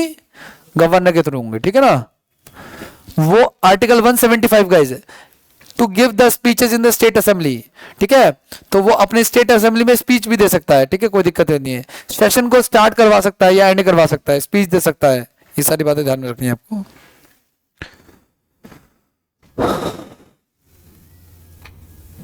ठीक है। अच्छा गाइस, हर सेशन में नहीं देता, जो फर्स्ट ईयर का जो फर्स्ट, जैसे अभी देखो, मैं आप लोग अवेयर हो चुके हो थोड़े बहुत पॉलिटी पढ़ के। 1 तारीख को बजट चालू होने वाला है, 1 फरवरी को। आप देखना क्या राष्ट्रपति का भाषण आ रहा है, क्या आ रहा है या नहीं आ रहा है। ठीक है ना, आप देखना वो उसमें क्या बात करते हैं, तो वो वाकई बात करेंगे। जो लॉ पास हुए ना पहले में, उसकी बात होगी। ऐसा नहीं कि राष्ट्रपति का स्कूल स्पीच होती है वो स्कूल के प्रिंसिपल की स्पीच नहीं होगी, कुछ भी आगे बोल रहे हैं बिना लिखा। उनके आगे लिखा होगा, सब कुछ रिटर्न होगा। और जो गवर्नमेंट ने अचीव किया है उनकी, कौन गवर्नमेंट? बीजेपी जो है सेंटर में, उसको वो रीड करेंगे। ठीक है ना। आगे की बात करें, अध्यादेश गाइस, आर्टिकल 213, ये तो बता दिया मैंने आपको कि भाई अगर इमरजेंसी पड़ गई देश में और कभी कोई कानून बनाना पड़ा तो वो कौन बनाएगा?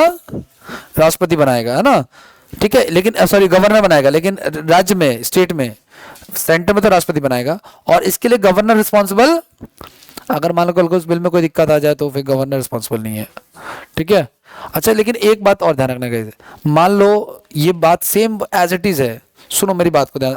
ऑर्डिनेंस का हमने कौन से आर्टिकल में पढ़ा था भाई? वैसे आर्टिकल 103। ये सेंटर की बात कर रहा हूं भाई, ध्यान रखना गाइस। अगर पार्लियामेंट का सेशन नहीं चल रहा है, गौर से सुन लेना पहले आप लोग जो लोग नए हैं, पार्लियामेंट का सेशन अगर नहीं चल रहा है और कोई इमरजेंसी में कानून बनाना पड़ जाए, तो वो कौन बनाएगा? वो राष्ट्रपति बनाएगा। कौन बनाएगा? प्रेसिडेंट बनाएगा। और सुनो ध्यान से आप लोग, प्रेसिडेंट तो बनाएगा ठीक है, लेकिन उसके लिए रिस्पॉन्सिबल प्रेसिडेंट नहीं होगा। और सुनो, इमरजेंसी में जो कानून बनाए जाते हैं ना, उनको पार्लियामेंट से पास करवाना मैंडेटरी होता है। कितने टाइम में? 6 वीक्स में। कितने डेज में? 14 डेज में नहीं, 6 वीक्स में। यानी कि मान के चलो अभी क्या पार्लियामेंट का सेशन चल रहा है क्या? नहीं चल रहा। अगर मान लो आज अभी कोई बात हो जाती है, मान लो पॉल्यूशन बढ़ गया, पॉल्यूशन के लिए उन्होंने इमरजेंसी में कोई लॉ बना दिया, ठीक है ना, तो अब उसमें मान लो लिखा है कि कंस्ट्रक्शन नहीं कर सकते, तो इनको आगे पकड़ लिया, ठीक है ना, कोई दिक्कत नहीं है। फिर आगे जब बजट सेशन शुरू होगा तो विद इन 6 वीक्स, यानी लगभग 1 महीने के अंदर, 1 डेढ़ महीने, 1 सवा महीने के अंदर वो बिल पास करवाना होगा। तो जो ये बात राष्ट्रपति करता है ना, सेम वही बात कौन करेगा? गवर्नर। गवर्नर भी जो ऑर्डिनेंस लेके आता है कौन से आर्टिकल से? 2(1), ध्यान रखना। अरे सेम ही है, ये 123 है, वो 2(1), अरे 213 है। 231 तो गवर्नर है ही नहीं, मुझे पता है, वहां गवर्नर है ही नहीं, वहां तो कोई और है, ठीक है ना। तो चल रहो, ये आगे पीछे कर दिया, तो ये राष्ट्रपति का हो गया और ये किसका हो गया? लेकिन गाइस ध्यान रखना, सेम वही चीज, अगर राज्यपाल गवर्नर कोई बिल लेके आता है इमरजेंसी में, तो उसको जब पार्लियामेंट, जब वहां का सेशन शुरू होगा तो कितने वीक्स में? 6 वीक्स में पास कराना होगा, एक ही टाइम में, सेंटर का भी और स्टेट का। अगर पास नहीं कराया तो फेल हो जाएगा बिल, सेंटर वाला भी और कौन सा बिल एग्जीक्यूट हो जाएगा वापस से? पुराना वाला, पुराना लॉ एग्जीक्यूट हो जाएगा, ठीक है। बस इतना ही, और क्या। बजट अच्छा, इसकी फाइनेंशियल पावर भी है, ये भी लिख लेना गाइस, आर्टिकल 200। यानी गाइस अगर बजट आता है ना तो गवर्नर को दिखा के आएगा, ठीक है ना। कोई अगर ऐसा बिल आता है, फाइनेंस बिल है, तो वो भी किसको बता के आएगा?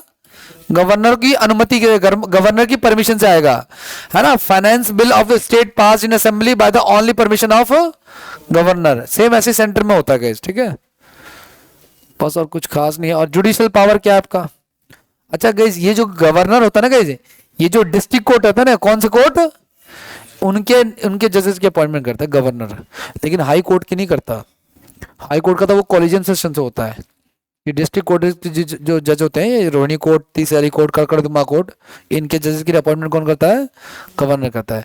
उनका पोस्ट की स्टैब्लिशमेंट करता है, उनका प्रमोशन भी उसी के अंडर में है। आर्टिकल 161 गाइस क्या है हमारा? Mercy petition. ये बता चुका हूं कि गवर्नर किसी को माफ कर सकता है, ठीक है ना। लेकिन गाइस गवर्नर सिर्फ उन्हीं को माफ कर सकता है जो किस में आ रहे हो? जुडिक्शन ऑफ स्टेट में आ रहे हो। राज्यपाल केवल उन्हीं मामलों को माफ कर सकता है जो किसके अंडर में आ रहे हो? स्टेट में आ रहे हो। जैसे इन्होंने कहा ना कि किसी आदमी को सुप्रीम कोर्ट से फांसी मिल गई तो गवर्नर माफ करेगा? नहीं, अब उसकी जुडिक्शन से बाहर हो गया वो। जब तक मैटर स्टेट में था तब तक जुडिक्शन, जब तक गवर्नर कर सकता था, ठीक है ना। अब तो राष्ट्रपति करेगा उस केस में। जैसे कोई आदमी हाई कोर्ट तक लड़ रहा है तो वहां पे कर सकता है वो। आगे नेक्स्ट, डिस्क्रिमिनेटरी पावर, ये इतना इंपॉर्टेंट नहीं है, ठीक है ना। अगर कभी कभी होता क्या गाइस कि कभी कभी इमरजेंसी में ना राज्यपाल खुद से भी डिसीजन ले सकता है, उसके बाद पावर होती है। इतने बड़े पद पे बैठा तो कुछ भी हो सकता है राज्य में, तो इसके लिए कुछ पावर दे रखी है एडिशनल, उसको इन्होंने लिखा हुआ है। तो आर्टिकल 163 है गाइस, क्या है आपका? स्वयं विवेकी शक्तियां। स्वयं विवेकी मतलब डिस्क्रिमिनेटरी पावर, है ना। मतलब अगर जरूरत पड़ने पर गवर्नर चाहे तो अपना दिमाग का इस्तेमाल कर सकता है, उसके पास इतनी पावर है, उसको किसी से पूछने की जरूरत नहीं है, ठीक है। आर्टिकल 201 ये इंपॉर्टेंट है गाइस। गाइस मान के चलो किसी इलाके में कोई दिक्कत हो गई और वहां पे प्रेसिडेंट इमरजेंसी लग जाती है। क्या लग जाती है वहां पे? इमरजेंसी लग जाती है। तो इमरजेंसी सेंट्रल गवर्नमेंट के थ्रू आती है, ठीक है ना। तो उसको एग्जीक्यूट कराता है गवर्नर वहां पे। कौन से आर्टिकल के थ्रू? आर्टिकल 201 के थ्रू। तो राज्य में राष्ट्रपति शासन लागू करने के लिए केंद्र को प्रतिवेदन भेजना, ठीक है ना। मतलब कि अगर किसी स्टेट में इमरजेंसी एग्जीक्यूट कराना है, ठीक है, तो किसको इंफॉर्मेशन भेजना? गवर्नर, यूपी का गवर्नर बोलेगा कि भाई यहाँ पे इमरजेंसी लगा दो, स्टेट में बहुत बुरे हालात हैं यहाँ के, है ना। आए दिन मर्डर्स होते रहते हैं, पॉलिटिकल मर्डर्स होते रहते हैं, ये सब कुछ। तो सेंट्रल गवर्नमेंट पे क्या करेगी? इमरजेंसी लगाएगी, ठीक है। ये चीज है, ये मेन यही है, ये ध्यान रखना आप लोग, ठीक है।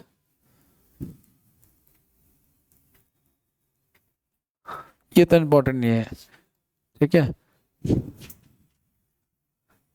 ये करोगे क्या? ये हिंदी में नेक्स्ट, इसको नेक्स्ट क्लास में कर लेंगे। ये क्वेश्चन मैं बाइलिंगुअल लेऊंगा, ठीक है ना। तो अगली क्लास में, अब अगली क्लास में जब आप लोग आओगे ना तो ये 2 टॉपिक आप लोग पढ़ के आना। कौन से वाले? 2-3 टॉपिक। एक पढ़ के आना आप लोग, कौन सा? सुप्रीम कोर्ट पढ़ के आना। एक पढ़ के आना आप लोग कंट्रोलर एंड ऑडिटर जनरल, और एक पढ़ के आना आप लोग गवर्नर। ये 3 टॉपिक आप लोग पढ़ के आना, ठीक है। इसके PYQ करेंगे फिर आगे बढ़ेंगे हम लोग, ठीक है। Thank you.